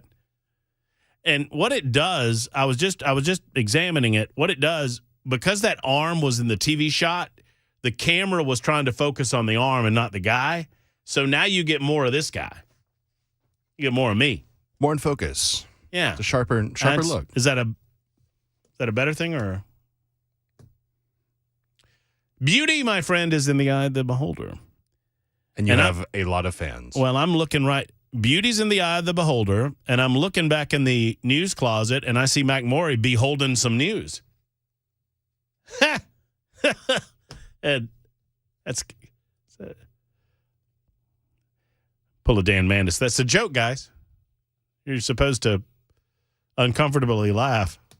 One more hour to go. Super Talk.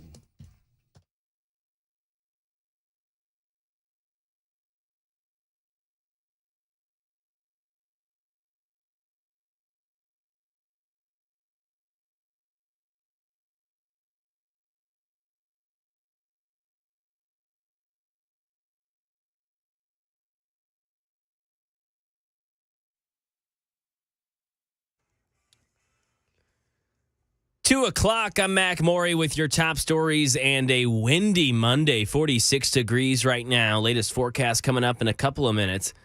Starting in the nation's capital, a bipartisan group of lawmakers now calling on the Department of Justice to investigate Apple over potentially anti-competitive behavior. Mike Dubusky. Lawmakers have released a letter saying Apple's recent move to disable the messaging app Beeper Mini could have violated antitrust law, and they're asking the DOJ to investigate. Beeper Mini uses a reverse-engineered version of Apple's proprietary texting technology called iMessage, thus making Apple's Blue texts available to Android smartphone users. Apple made changes to iMessage earlier this month, knocking Beeper Mini offline in the process. Apple says it was an effort to protect users' privacy. And Senators Amy Klobuchar, Mike Lee, alongside Representatives Jerry Nadler and Ken Buck, signed on to the letter. In a robbery here in Tennessee, officials now trying to identify a man who allegedly stole thousands of dollars from Up Down. It's an arcade bar in Nashville. The man allegedly tied up an employee outside Sunday morning, demanded that he take him to the safe inside the building. The thief cut multiple wires from the video surveillance system before running away. Police said the robber is a 25 to 35-year-old man who's wearing all black and speaking with New York or a New Jersey accent.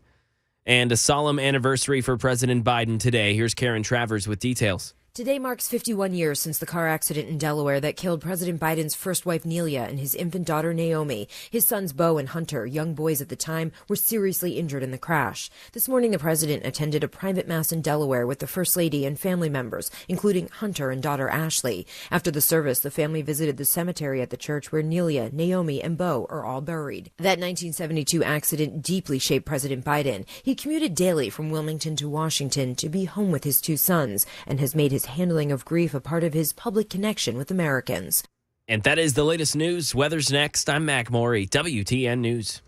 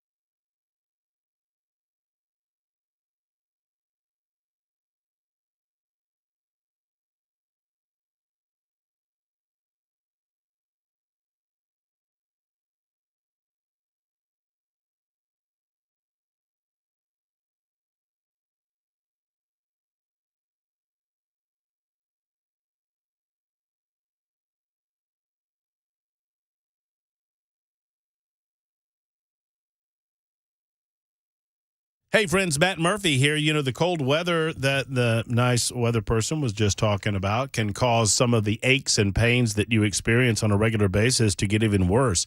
I have found this in my life that the cold weather can cause that back pain to flare up on you.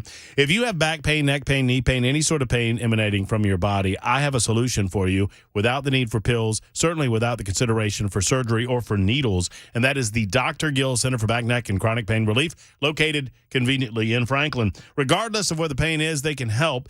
They have, for years, for decades, literally decades, they've helped with chiropractic care. Obviously, that's what they do, primarily what they do. But they also help with soft tissue inflammation. They've got brand new technologies like the Class 5 laser system, the red light therapy system, and much, much more to assist in inflammation within the body, reducing pain, swelling, and accelerating healing. That's what it's all about at the Dr. Gill Center. It's getting you to a pain-free lifestyle without the need for pills, without the need for surgery, without the need for needles. Let's get it done for 2024. Let's get to a pain-free life. 615-882-4838, 882-4838. It's the Dr. Gill Center for Back, Neck, and Chronic Pain Relief in Franklin.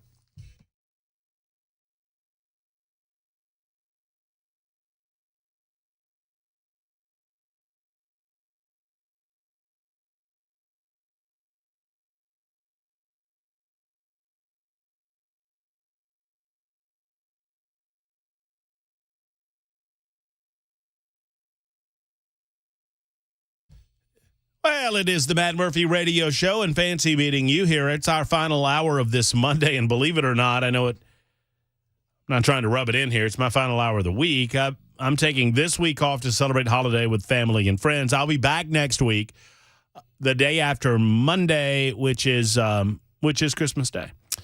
So next week, just to give you a little preview of the schedule, for the following 4 days, Tuesday, Wednesday, Thursday, Friday, Cameron Smith will be here from noon until 3, capably filling in on Super Talk 99.7 WTN and the Matt Murphy Show.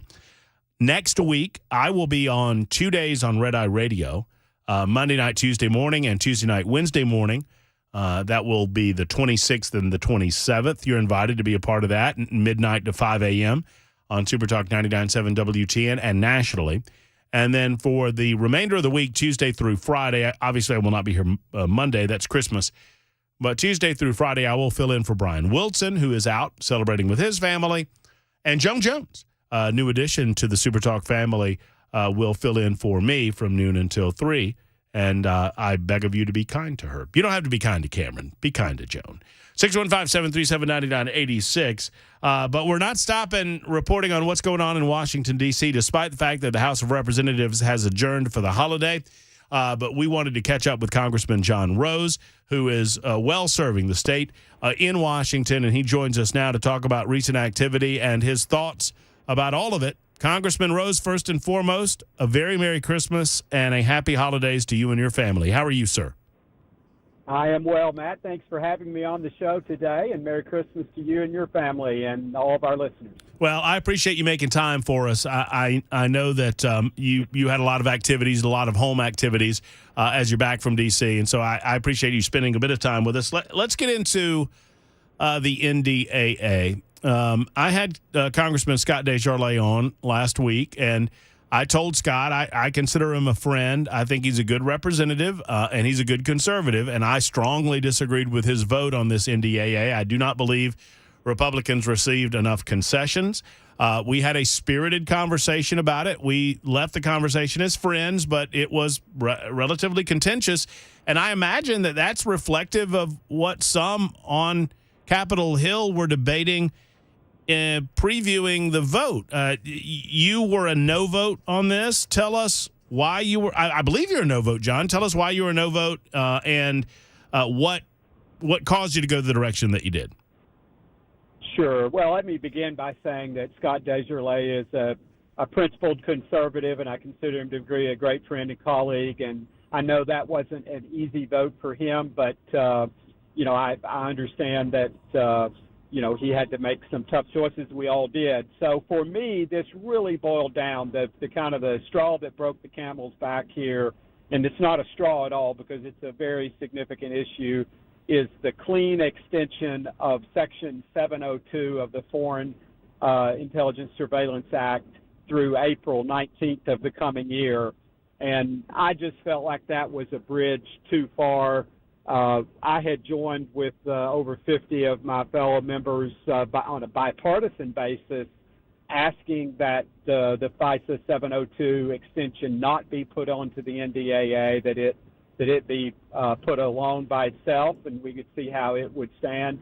And so that was really the thing that was my major objection. I was disappointed about the failure to include many of the other conservative policy writers that we had successfully gotten through on the House NDAA that I voted for back in July, along with the significant 5.2% pay raise for our enlisted men and women. And, so there were lots of things that were good about the NDAA, even the conference report that came to us, the compromise between the House and Senate versions. Still lots of good things there, but just not as much as we needed in order to justify a yes vote, in my view. One of the things that those that voted in favor of it, they were able to overcome the 702 ramifications. And Scott mentioned this last week, that it's only a 4 or so month, I guess January, February, March, April, a 4-month extension, and we'll have an opportunity to take another bite at that apple come April. Do you agree with that? And what do you expect will happen in April when this comes up for a further extension, John? Well, the hope is that we have, reform legislation. I'm not sure it's going to be good enough for me, to be honest with you, and I'm glad to talk more about that. But the hope is that, Republican efforts in the House lead to the badly needed reforms to protect the rights of U.S. citizens from the abuses that we've seen already occur. These are not things we have to speculate about. These things have already happened, as you know, and I know you've talked about this on your show. But Section 702 authority has been badly misused by the FBI, and to date, no one has been held accountable for that. None of the FISA judges, none of the FBI agents or other national security operatives that have misused FISA 702 authority have been held accountable, and I just don't think that we should give them that blank check to use when it's clear that they have abused it. And I'm not confident even that the reforms that have currently been put forward are going to be adequate to protect the American people. And while I understand that there are some foreign intelligence gathering, intelligence gathering advantages that Section 702 gives to our folks, to our, law enforcement and national intelligence folks, the price that we're being asked to pay, in terms of the intrusion into the privacy rights of the American people, I think are just too high. Well, if they will spy on a presidential candidate, they'll spy on you, John. Right? I mean, and it is not, and we were having this conversation earlier today with Tim Burchett, another of your colleagues, and I think it warrants a further conversation with you, that it's not as if there are just several Americans as standalones that got caught up in spying because the target was a foreign agent. In some cases, it has been accused of the FISA, the organization, the Department of Justice, that they used a FISA specifically to spy on Americans by using those foreign entanglements as an excuse to do so. So, I mean, it is a working around the spirit of the law and using loopholes within the law to spy on American people. You're exactly right. And indiscriminately using the data that's been gathered to go, frankly, on fishing expeditions to try to ensnare, normal Americans who, for whatever reason, might have had the occasion where they've had to talk to somebody outside the country. And then, so this is what they were doing. And of course, we just can't have that. We should require that law enforcement officials that are pursuing American citizens go through the normal process of demonstrating, reasonable suspicion and the other requirements that are required to get a warrant to intrude into their privacy. And we have seen the abuse that's happening, and it's and no ramifications, no punishment for the officers or the officials, the FBI agents, and management at the FBI, frankly, that have allowed this to happen. John Rose with us, obviously Congressman from the great state of Tennessee, joining us while they are on break in the House of Representatives. Leaving Washington, D.C. and getting back to Tennessee is always a good thing, but I so appreciate you spending a few moments with us covering some of the matters that were hot and heavy. Do you have – Mike Johnson was handed just a ton of weight to carry into the new year, 2024. Are you comfortable with his leadership so far? I am. It is as you've already foreshadowed, it's a very difficult position that he's been put in. We have a razor-thin majority. We have some very strongly held feelings, across the Republican conference that he's trying to navigate and satisfy, and so it is a very difficult job. I am a bit disturbed and disappointed that we left town with so much work undone. And I fear that we're going to find ourselves right back in the same position that we found ourselves in September when we come back in January. We have 2 weeks before the first cliff, with the January 19th deadline for continuing funding. And, I think to his credit, Speaker Johnson has vowed that we will not do any more temporary continuing resolutions. But that doesn't leave a lot of time to deal with those challenges. And frankly, as we've seen, the Senate has not taken us seriously on the House side. They've failed to get their work done. And so we're going to come back into that environment. And as everyone, I think, knows at this point, 2 weeks is not a lot of time when you start talking about reaching a compromise, getting language together, and being able to pass these things and avoid a government shutdown. Congressman, you posted on your X Machine feed. That's what I'm calling it. I'm calling it the X Machine now, John. I like it. I don't know if anybody else does, but on your feed, President Biden's open border policies continue to put our national security at risk. Don't take my word for it. Just look at the numbers, and you list some of these incredible numbers that have existed and do exist because of the Biden administration. Almost 2.5 million illegal alien encounters, over 600,000 known gotaways, well in excess of 100, I think 160 or so, maybe even 170 of those that have been found to be on the terrorist watch list that have been caught. I mean, our nation's national security is at great risk, particularly in this heightened sensitivity with the Israeli-Hamas conflict ongoing. What, if anything, can we get done prior to the next presidential election, considering the pushback that you get from the Senate and the pushback you get from the White House? Well, my hope is that the leverage that we have right now vis-a-vis funding of supplemental aid to Israel and to the Ukraine is going to provide that leverage. And thankfully, we've seen that Leader McConnell has joined hands now in calling for these kinds of concessions from the administration. But I don't want to give anyone false hope. It's going to be difficult. The president and his party, the Democratic Party, are absolutely committed to this open border policy. They see an advantage for them politically in letting, now, in the short space of 3 years of letting 6.5 million people come into the country illegally. I think everyone listening knows how damaging that is to this country.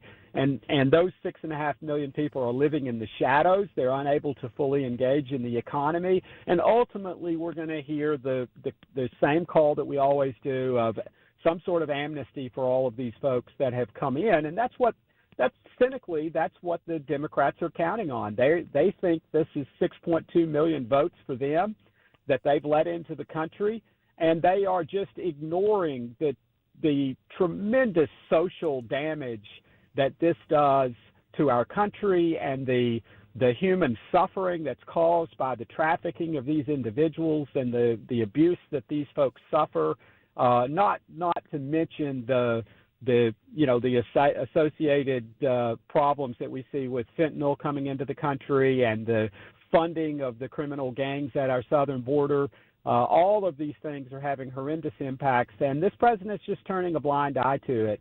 And so this is why elections matter. We have simply got to get we simply got to reelect the 45th president next fall and bring order to our southern border again. In the final couple of minutes that we have, John, I want to ask you about matters that relate to impeachment. Last week, you saw Representative Eric Swalwell and other members of Congress flaunt a duly issued subpoena to Hunter Biden by the House of Representatives. And it was just a shame that we saw it play out the way that we did. I was frustrated, and I'm not asking you to speak ill of James Comer or Jim Jordan or anyone else in the House of Representatives on your side of the aisle, John, but I was a little frustrated that they did not seem to have a battle plan in the event that he refused the subpoena. He shows up, pulls the press conference card, says that he will testify publicly, and I think he's leaning on the fact that he knows that the average American, they don't understand the difference between public testimony and private testimony and how much deeper you can go in a private deposition as opposed to public testimony. And because of that, they maybe win the political moment. Were you in control, or were you to see it done over again? Any advice as to how it could have been done better in order to get the information that's necessary to see if the president's entangled with any of these foreign business dealings? Well, I understand the frustration, and I share that frustration. But I think this is the I guess cross we bear as Republicans, because we play by the rules, and we use we're using the powers of Congress as they were meant to be used, and following the evidence, and not just rushing out into what would be at this juncture still a politically driven impeachment proceeding against the president. Impeachment is correctly supposed to be a high bar. And so, we have been methodically pursuing, gathering the evidence, of course, against a great deal of pushback from the president, the administration, the mainstream media, who has shown a total disinterest in this issue. And so these things take time. And, we don't want to cut corners and then have our case be as weak as the Democrats saw when they tried to pursue this erroneously against the former president. And so it's frustrating to watch. And I would just say to the listeners, you see here the typical ploys that Democrats pursue, and should Swalwell and the others who facilitated a press conference, I believe, that shouldn't have happened on Capitol grounds for someone who was flaunting the correct process. Should they be punished in some way? Perhaps so. Will they respond to that? I don't know. Again, this process is frustrating, and we just always have to keep in mind that the founders wanted Congress to be a very difficult and kind of arduous process to pursue, because they didn't trust government. And we've seen how Democrats misuse that power at times. And then, frankly, that becomes an issue that has to be settled by the voters at the ballot box. And they should take note that the Democrats, they pursued President Trump, and they didn't mind that there wasn't an official vote, and they didn't mind that they didn't have the grounds that historically would have been called for.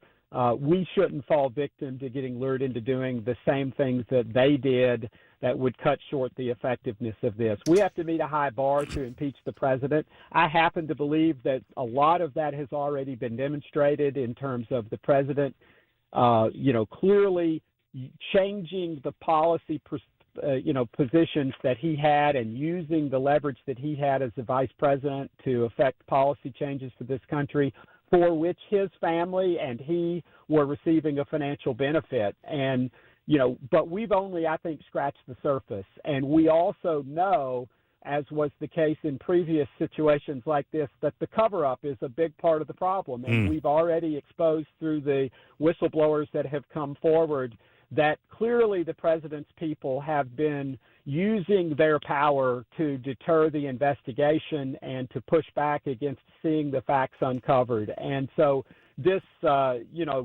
unanimous vote by Republicans last week to move forward with an impeachment inquiry removes any question about the authority of Congress to gather the information that we need.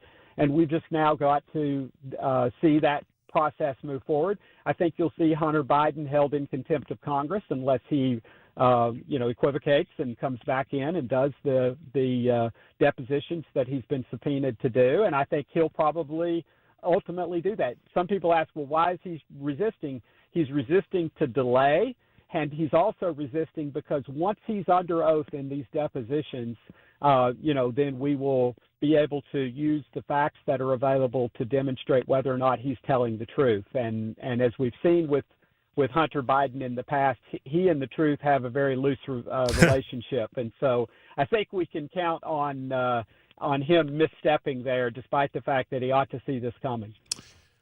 Well spoken, John. Thank you. I go back and forth. I get frustrated with, you mentioned playing by the rules, and it can be a source of frustration, but I don't think you beat them by being them. And so I have respect for that analysis. And I appreciate you coming on today, and I appreciate everything that you've done for us for the year. And if I don't talk to you again, have a wonderful and Merry Christmas. Have a Happy New Year, and we'll continue the good fight in the new year. Thank you, John. Thank you, Matt, and it's a great honor to represent the good people of Tennessee and the 6th District of Tennessee. Take care. There's John Rose joining us for, what turned out to be 20 good minutes. It's 26 after the hour, running very tardy. I apologize for that, but for good reason. We'll be back in just a moment. It's my understanding we have an impromptu Friday Mac Attack on the way in about 10 minutes.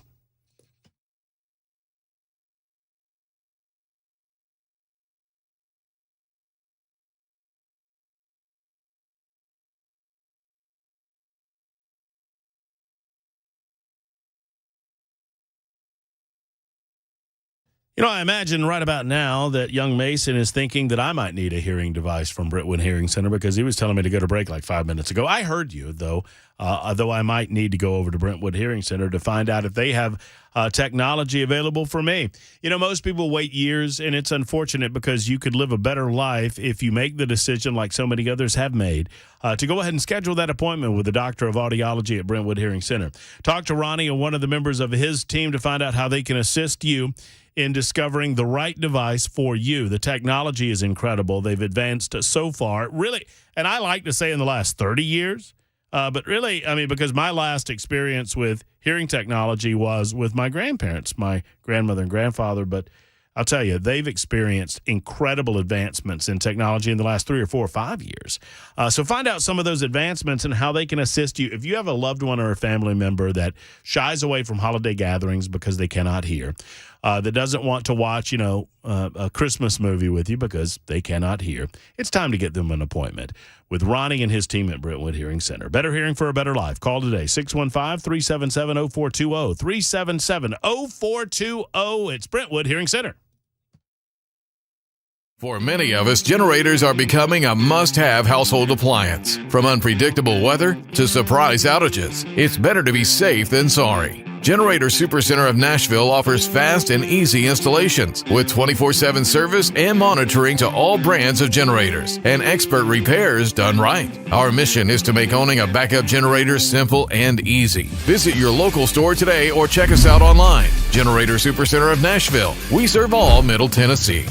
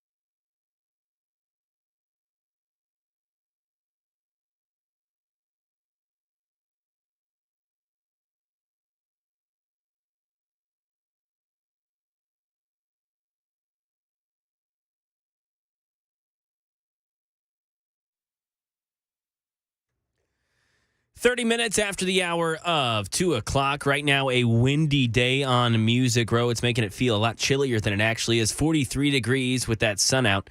Got a new weather forecast coming up in about 2 minutes.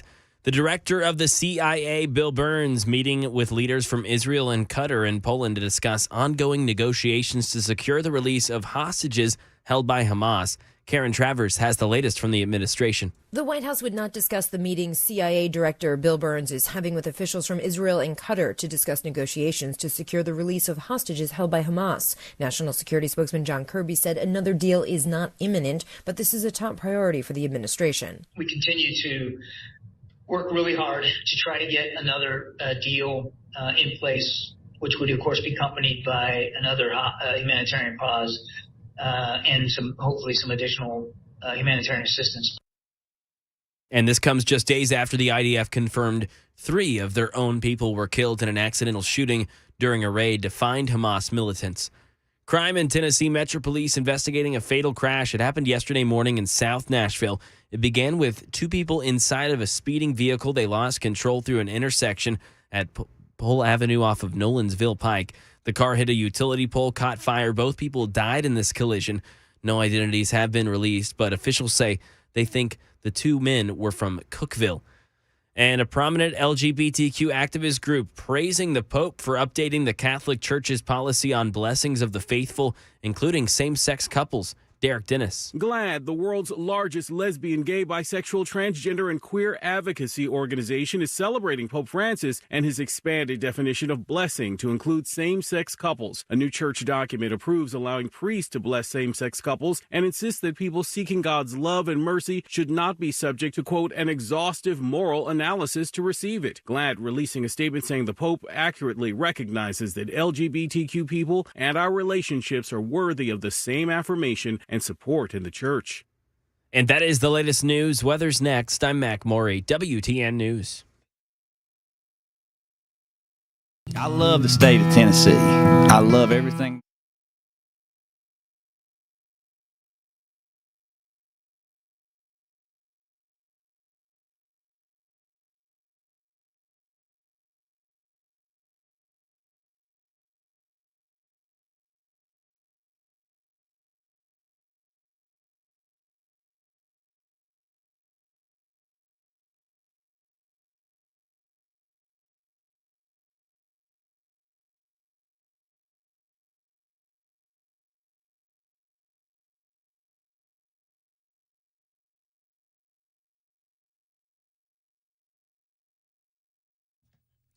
USS stands for United Structural Systems, and it is important if you own your home to understand what the state of affairs is when it comes to your foundation and waterproofing inside of said home. You know, for most of us, it is the largest single expense that we'll ever endeavor in, and that is the purchase of our home. It protects everything that we fight hard for to defend, like our family and our material possessions. Obviously, it's important. The foundation of your home, I mean, there's the reason that they call somebody a foundation of a company, for example. It's because it so matters to everything else that's above it. So if you have issues, you probably already know, and you need somebody to come out to your home, you might not know who to call. USS is that company, locally owned. Homeowners simply trust USS. They've been evaluating home situations in southern Kentucky through Middle Tennessee, northern Alabama for the last almost 30 years. Come 2024, it will be 30 years in business for USS, and they've satisfied over 25,000 customers and counting. Give them a call today at 615-488-7855 and allow them to give you an examination for your home. 615-488-7855 or USSTN.com. USSTN.com. I love the state of Tennessee. I love everything about it, and I love hunting and fishing in the state of Tennessee, and what you guys do is so great. I was born and raised here, and this song is for Tennessee and everybody in it.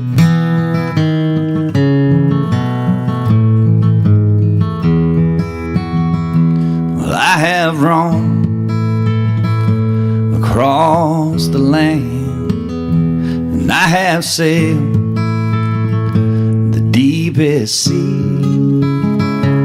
When I've drawn my last breath,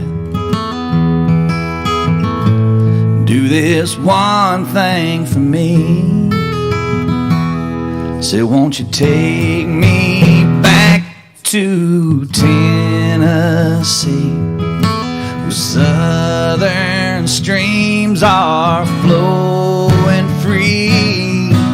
Me and mine, Lord, will always be right at home in Tennessee, right at home in the woods of Tennessee, right at home in Tennessee. Awesome.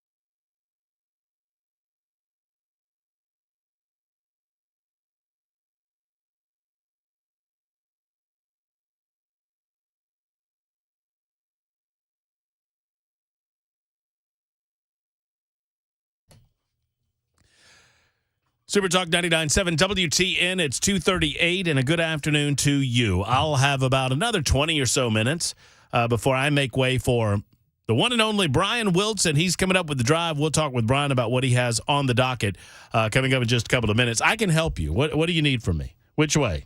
I don't know. I assume my right. You just talk to me on the radio. You just turn it to the right. Turn it to the right. To the right a little bit. Okay, yeah. To my right? No, Towards the door. Yeah. You're almost there. A little more. A little more. And we're there. Oh, that's it? Okay, good. Yeah. Because we were running out of room to turn. Okay. Perfect. All right. You've heard the voices. Now let's announce the segment. So I'm out, as I've been discussing, and I'm not trying to rub it in, but because I'll be here the following week, but I'm out for the rest of the week. I've got some family coming into town, and we've got a lot of activities going on, and so I'm going to make way for Cameron Smith, take a little time with family and friends during the holidays. I'll be back once again. I'll do Red Eye Radio a couple of nights the week of Christmas, between Christmas and New Year's, and then I'll be on for Brian Wilson that week, as he does the same thing as I'm doing this week. All that to say, today's Monday, I get it, but it feels like Friday to me, so we figure, why not a little Friday Mac Attack? I mean, I don't know. A whole segment of Cougar Chow. It's the Friday Mac Attack. Oh, yeah. On the Mac Murphy Show. Hold on. Hey, Mac Morris here. It's Friday Mac Attack on Monday on Super Talk 99.7 WTN. I want to try to do something, and I hope that you're all watching on TV so you can see what I'm going to try to do, because I think I can help. Oh, he's going back. He's retrieving something. Oh. It's a little brush. He's going to wipe off the camera, maybe. Oh, yeah. He's going to get me looking nice HD 4K. It's a little better. We'll see. I think that's yeah. You got your monitor set up in here? It's a little better. Where am I? What studio is this? I decided to give up on the idea that, I shouldn't besmirch the good name of the engineers. They're good people, but I've wanted a monitor for some time so that we could kind of just see it, because I hunch. It's basically you got the hunch. I hunch. I hunch over the microphone. It happens when you get increasingly frustrated. Hey. Dude, it doesn't. Between you and Belle, I'm glad one of you's paid attention. Thank you. By the way, speaking of no bell today, let's go ahead and remind you guys he's at the proctologist today, so we wish him luck. I mean, good luck with that. What's that? Proctologist is a butt doctor. I think it's proctologist. It might be something else. I don't know. It might be podiatrist. Just making stuff up. It might be. I don't know. I don't know why. I don't know what he's. I don't know what's going on. I assume that it's proctologist because he's got his head stuck up there. That's good. So in the absence of Bell, don't make me laugh. In the absence of Bell, okay. Mason Fleming's behind the glass, making sure that everything that comes out of our speakers sounds as good as possible. Thank you, Mason. Appreciate it. Yep, he is not headless, and he's not headless. Maybe although that's why Headless Bell's headless is because yeah. Well, yeah. Okay, all right. Turns. That's good. That's good. So I went ahead because we have the new thing going on without the mic arms, which is amazing. It seems like a small thing, but it's huge. No, I kept hearing you talk about it. I was like, yeah, it looks cool. I mean, now I can see there's unencumbered sight lines between me and you. That's so nice. It's incredible. No, it feels less cluttered. It's nice. I want you to do that. I just want you to sit here for 3 hours every day. Will you do that? Of course. Just do the news from in here? Maybe? I think everyone wants me in eye view. Yeah, I get it. I understand. Jeez. Speaking of not good to look at, your Chiefs yesterday. What? I mean, whatever. I mean, you got off the losing train, but still, I mean, you're playing the Pats. I expected like a 3-touchdown victory. And we were on our way to one. It was 27-10. They got a little bit of a garbage time score, and it really should have been 34-10. And then a terrible turnover happens, and that's what keeps on happening with this Chiefs team. It just feels like one step forward, 2 steps back, whether it's penalties or turnover. It's so frustrating. Leads the league in drops, up there in turnovers. I'll go ahead and give you some of the icing with the cake here. Ready? Okay. Before you get to it, Chiefs currently not eliminated from the playoffs, right? No. Okay, Titans have been. I don't know if you noticed. Look, I mean, that was you know what? But still, I mean, you see hope for the future in the quarterback position. That's good. This year was never going anywhere. No.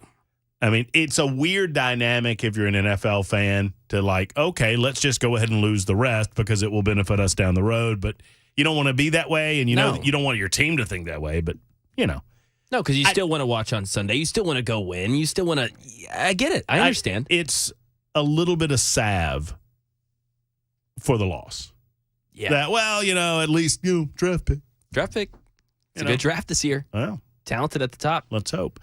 Someone asked the question before we figure out what we're doing today. I don't know. Are we doing a draft today? I mean, we can. I found out about this segment right when you did.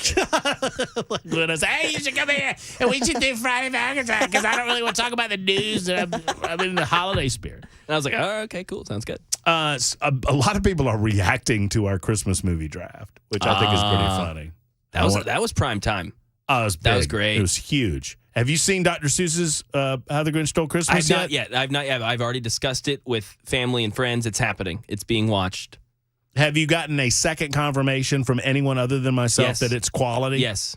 2 people that I brought it up with were like, wow, dude, you haven't seen that movie. It was great. Yeah, and then I looked at the cast, and I know you mentioned star-studded cast, too. Yeah. And how did I miss this movie? I'm always hard. I mean, Angela Lansbury is one of her last roles. She plays like the mayor. It's like a bit part, but I mean, it's obviously all voice acting. But Kenan Thompson from Saturday Night Live plays one of the characters. Yes. It's awesome. He's one of the funnier characters in that. And Benedict Cumberbatch. You wouldn't know that it was Benedict Cumberbatch. Cumberbatch? Am I saying that right? Yeah, that's it. If you didn't know that it was Benedict Cumberbatch, he does a great job too. So. Matt, can you see my previous message? Just curious about his answer. That's John in Lawrenceburg. John in Lawrenceburg wants to know. Okay. Before we get away from football, are you ready to trade or cut Tony? What are we talking about? So yeah, he's referring to Kadarius Toney. It's a wide receiver that the Chiefs traded for last year from the New York Giants. He's a younger player, was drafted pretty highly out of Florida. So talented with the ball in his hands. I mean, he can just make anyone miss. He's a yards after catch machine. The problem is getting the ball in his hands because he refuses to catch said football. He refuses to line up in the right place. Last week we talked a little bit about the big offsides call. That was Kadarius Toney. Yeah, week 1, he drops 4 passes, one of which is a pick 6. We lose that game by 1 point week 1 against the Detroit Lions. Kadarius Toney. Like 2 games this year, you could really kind of just put all on number 19, Toney. So, yeah, a lot of Chiefs fans are calling for him to be done, but I look at the talent and the lack of which that we have in that wide receiver room. He's too talented when he does catch the football to really stop playing him. But I agree, John. it's getting to the place yesterday where I had the conversation with my brother. I'm getting done. I have no more patience with this. It's every week. And you saw Travis Kelce walking him off the field. I mean, because there comes a point, no matter how talented you are. Yeah, exactly. Does it matter? Yeah. It doesn't matter. You've there was a phrase, not salted. The wound is so great. Yeah. That you can't repair it. Well, and it's hard, too, I think, because last year in the Super Bowl, Kadarius Toney had the largest punt return in Super Bowl history. He got the Chiefs down to the 4-yard line late in the game. They went and scored a touchdown, shortly after that. He scored a previous touchdown. Who won that game? That was the Kansas City Chiefs. Oh. Yeah. Oh, great. And that's another thing. I think everyone's sky is falling for the Chiefs. It's the reigning Super Bowl champions. We're first in the division. They have a chance at the 1 seed still. This is okay. I don't know. Step by step. I don't know of anyone that I've talked to that has said the sky's falling except you. This is so true. Everybody's saying the sky's falling. Everyone's freaking out. I was like, I think that's you. Just me. Is Macaroni McMurray dressed like an mbop today? I don't know what that is. Is this? Can I guess who this is? Yes. Is this Wendy? It is. Oh, Wendy. Jason wants to know, I'm just reading them as they come in. Is Matt got a crush on the guy that catches the football or is supposed to catch the football? I mean, this is an example of how you can use English words and put them in a line together, but it still doesn't make a sentence. It's a hodgepodge. Jason. Love you, Jason. I mean, and I should have known that it was. I mean, I'm a little worried that I said something dirty. It was Jason. You got to pre-read with Jason. Got to watch Jason's contribution to the show. Sally wants to know name and station for the Grinch. While we were discussing, it is the animated version of the Grinch. So you've got the original animation, the original Dr. Seuss animation. Yep. I think Chuck Jones did the animation for that. Boris Karloff was the original voice of the Grinch. That's back in the 1960s. Obviously, that's a television deal. That's a classic. We love that. Then there was the Jim Carrey version, which you and Mason Fleming grew up on. Yeah, right? Great movie. Fantastic. I see. I get it. I understand why people would like it. For me, it was a little too much Jim Carrey and the Grinch, but that's what you paid for. Yeah, just Jim Carrey going all out on that character sort of thing. Yeah, you lost other aspects of the story. Yeah, that's fair. But that wasn't even the biggest criticism that I had with it. I understand what they were going for with the costuming and the makeup. Oh, yeah. But I'm watching a bunch of pig people. I mean, it just the noses and the way that it's a lot. If I'm focusing on that instead of what you're doing in the scene, then maybe you've gone too far with the makeup. And I get what you're doing. I know you're trying to reflect faithfully to the book and the animation in the book, but it was too much for me. Well, and I mean, I think the first day of shooting, the makeup literally took I can't remember if it was 8 hours or 6 hours to get Jim Carrey fully done. Oh, and that's every day. Like every time he gets into that, it's brutal. No, I'm out. It takes 6 hours to do makeup for 2 hours of work, and then you have to get out. It'd be pretty easy to act like the Grinch, though, if that's how long it took to get your makeup done. But I'm curious your review of the new Grinch, because they managed to, they made the Grinch was more likable, but it didn't distract from his purpose, his goal. You're out the rest of this week, but you're back next week. We'll be for Friday Mac Attack. I'll have a review of the Grinch ready by then. Excellent. So I got to tell you this quick fudge story. Yes, you got yes. Fudge. So real quick before we go. So I worked with a gentleman in Birmingham by the name of Richard Dixon. He's a long-time Birmingham resident. He is known to Birmingham folks. He's been around for a long, long time. Started in rock and roll radio and then moved over to talk radio at some point in his career. And then we started working together, and I hired him to work on the radio station that I kind of put together in Birmingham as program director. And Richard was known to brag just ad nauseum about his cooking. And every year I had to listen to him bragging about his fudge. My world-renowned fudge. Oh, everyone loves my fudge. Oh, no one can beat my fudge is the best tasting fudge in the history of baking. And so finally it's like, look, I feel like my wife's never made fudge. I feel like she could make better fudge than you right now. No, she couldn't. That's ridiculous. And I said, you're on. Let's do it. Erica had never made fudge in her life. We got 6 people in studio to do a blind taste test of the fudge. And Dixon got destroyed. Destroyed. Yes. The one time she had ever made fudge. I don't think she's made it since.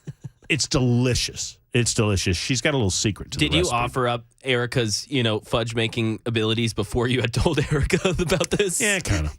And I'm like, Erica hey, can do better than you. and she did. Oh, it was so good. It was so. Well, wonderful. Erica's a fantastic. Everything that I've had that from Erica, so good. If you're wondering why I look like this, there's a reason for that. So, and that's the basics of the fudge I love story. that. That's great. But what I didn't realize on the back end of it is that there was a lot of bluster and bravado, but somewhere deep down, Dixon was genuinely proud of his fudge. Oh, and so I didn't realize this until the judging came in. And I'm like, a woman that's never made fudge in her life just whipped that fudge fanny. You can see the And true I can pain. see the true pain behind, and it's radio. We're all having a good time. We're all friends. And so, there's a presentation, but behind the presentation, I was like, I've actually feel kind of bad. Actually hurt him, and I feel kind of bad over this. This was one of the few things he felt proud in. Right. He knew he could do. So every year, this was part of the annual. I know this guy for 15 years. Every year I get fudge. This fudge. Every year I'm talking, this fudge is great. And it was okay fudge. I'm not knocking the fudge. Every year. The year after the fudge incident, no fudge for us. Oh, no, we got no fudge. And he said, he goes, no, you don't get any fudge. No, you're done. No. Why don't you get your wife to make some fudge? Oh, that's so good. What have I done? I've caused him pain. All right, we're late. I've got to go. And I'm causing Brian Wilson pain because he's sitting here listening to this thinking, this is taking into my time. He's going, what the fudge? What the fudge are you guys doing? It's 2:52 on Super Talk. Hi, I'm Paul Winkler. What's one of the biggest mistakes that I find that investors make? Well, it's Hey, typically Tennessee Men's buying Clinic based wants on to hear past from you in the new performance. year. Friends, We I look understand at the our holidays are 401k, here. we They're try to upon us. decide which And fund if should I that's the case buy, for you and you and just tend to run out of look time at this season, do historical yourself a past favor and take performance a over short 3, minute or 5. two You even hear to contact investment the Tennessee advisors Men's Clinic. telling people Give them to a look call and at make an 3, appointment 5, for the and new 10 year. year You'll be so track happy records. that you did. Problem I'm is that talking what about do you markets guys do? that are They go feeling up and they go sluggish down. or Well, where did lethargic. this have a If you great don't past feel like you have the performance? energy Here to levels that here. you used to, So and we you're end up just buying high. chalking it up to, We Murphy, found that that's there what was one happens when you study reach 50. back in No, 1986, sir. and it was does called not the have to be that Brinson, way. Hood, and Contact Dubauer the Tennessee study. Men's Clinic. And If they were you looking don't feel like at you can what get out drove and do the investment gym thing, returns or if more you than don't feel like anything you can else. lose the weight And over the the study sort of looked like this. January They said, 2024, stock like you've selection thought about about doing because you don't 4% have the of energy levels investment that you used differences to. Or if were due you've to seen stock some selection. lack of About interest in the bedroom. 2% was I due mean, to that market matters. timing That differences. certainly does. Asset And they can mix, help you at the asset Tennessee Men's Clinic. allocation, Give them a call that today at was the big deal. 615-208-9090, Now, what they found, which was fascinating, was that when the pension plans engaged in these two activities, in one study it showed that 100% of the time, investment returns were lower and it increased risk. Not something you want when you're an investor. So this is something that we teach investors to help them sidestep some of these issues. Now, if you want to learn more about our approach to investing in financial planning, go to paulwinkler.com and set up a free 15-minute phone call. Or you can call 615-851-1950.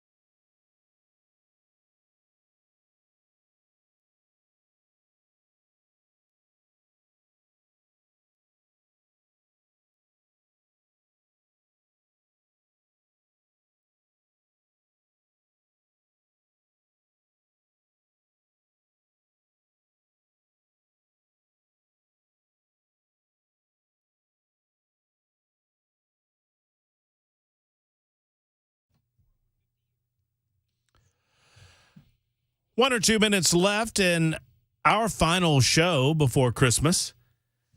And just enough opportunity to check in with Brian Wilson. And I'm so glad that we have it because I will not get a chance to speak to Mr. Wilson until 2024. I don't believe. I'm out until just after Christmas. I think we're passing each other in the night. And you're going to fill in for me the week after Christmas, and I greatly appreciate that. Thank you. Well, it's my pleasure to do so. I wanted a chance to just thank you and the lovely Cabana wife for the wonderful hospitality over the weekend. You guys are so gracious to open up stately Wilson Manor, and it is always a pleasure to get a chance to spend some time with you guys. Well, we enjoyed it, and it was good to catch up with everybody. You know, people would be really surprised to know we actually really like each other. We enjoy, the team really likes it. I think everybody gets along, and unfortunately, Chris Ann and his wife couldn't be there because he was out of town on a previous commitment. But a lot of the gang was there, and it was great to catch up. Yeah, it was a fabulous time. And if you want to see some photographs of, well, you can see the good picture, that's the wives, and then you can see the not so good picture, that's the hosts. Right. You can go on all of our variety of social media platforms. I posted a picture of us guys on the stairwell, and everybody kept saying, Mac Morey doesn't look like he has any pants on. and I kept saying, oh, come on, really, folks? He's wearing shorts, Now, and you could question the wisdom of wearing shorts in December, but he had some clothing on. It just didn't look like it while we were all sitting on the stairwell. It wasn't that kind of party. Well, no. I mean, no. Not at all. That's for later. All right, there's Brian Wilson. Brian's coming up, and you'll have to find out from Brian Wilson himself what's coming up on the drive with Brian Wilson because we are simply out of time. Mac Morey's got the news, and then it's the drive. I will talk to you after Christmas. Have a wonderful Christmas. Remember the reason for the season. We love you, and we thank you, each and every one of you, for spending part of your day with us until right after the holidays. So long.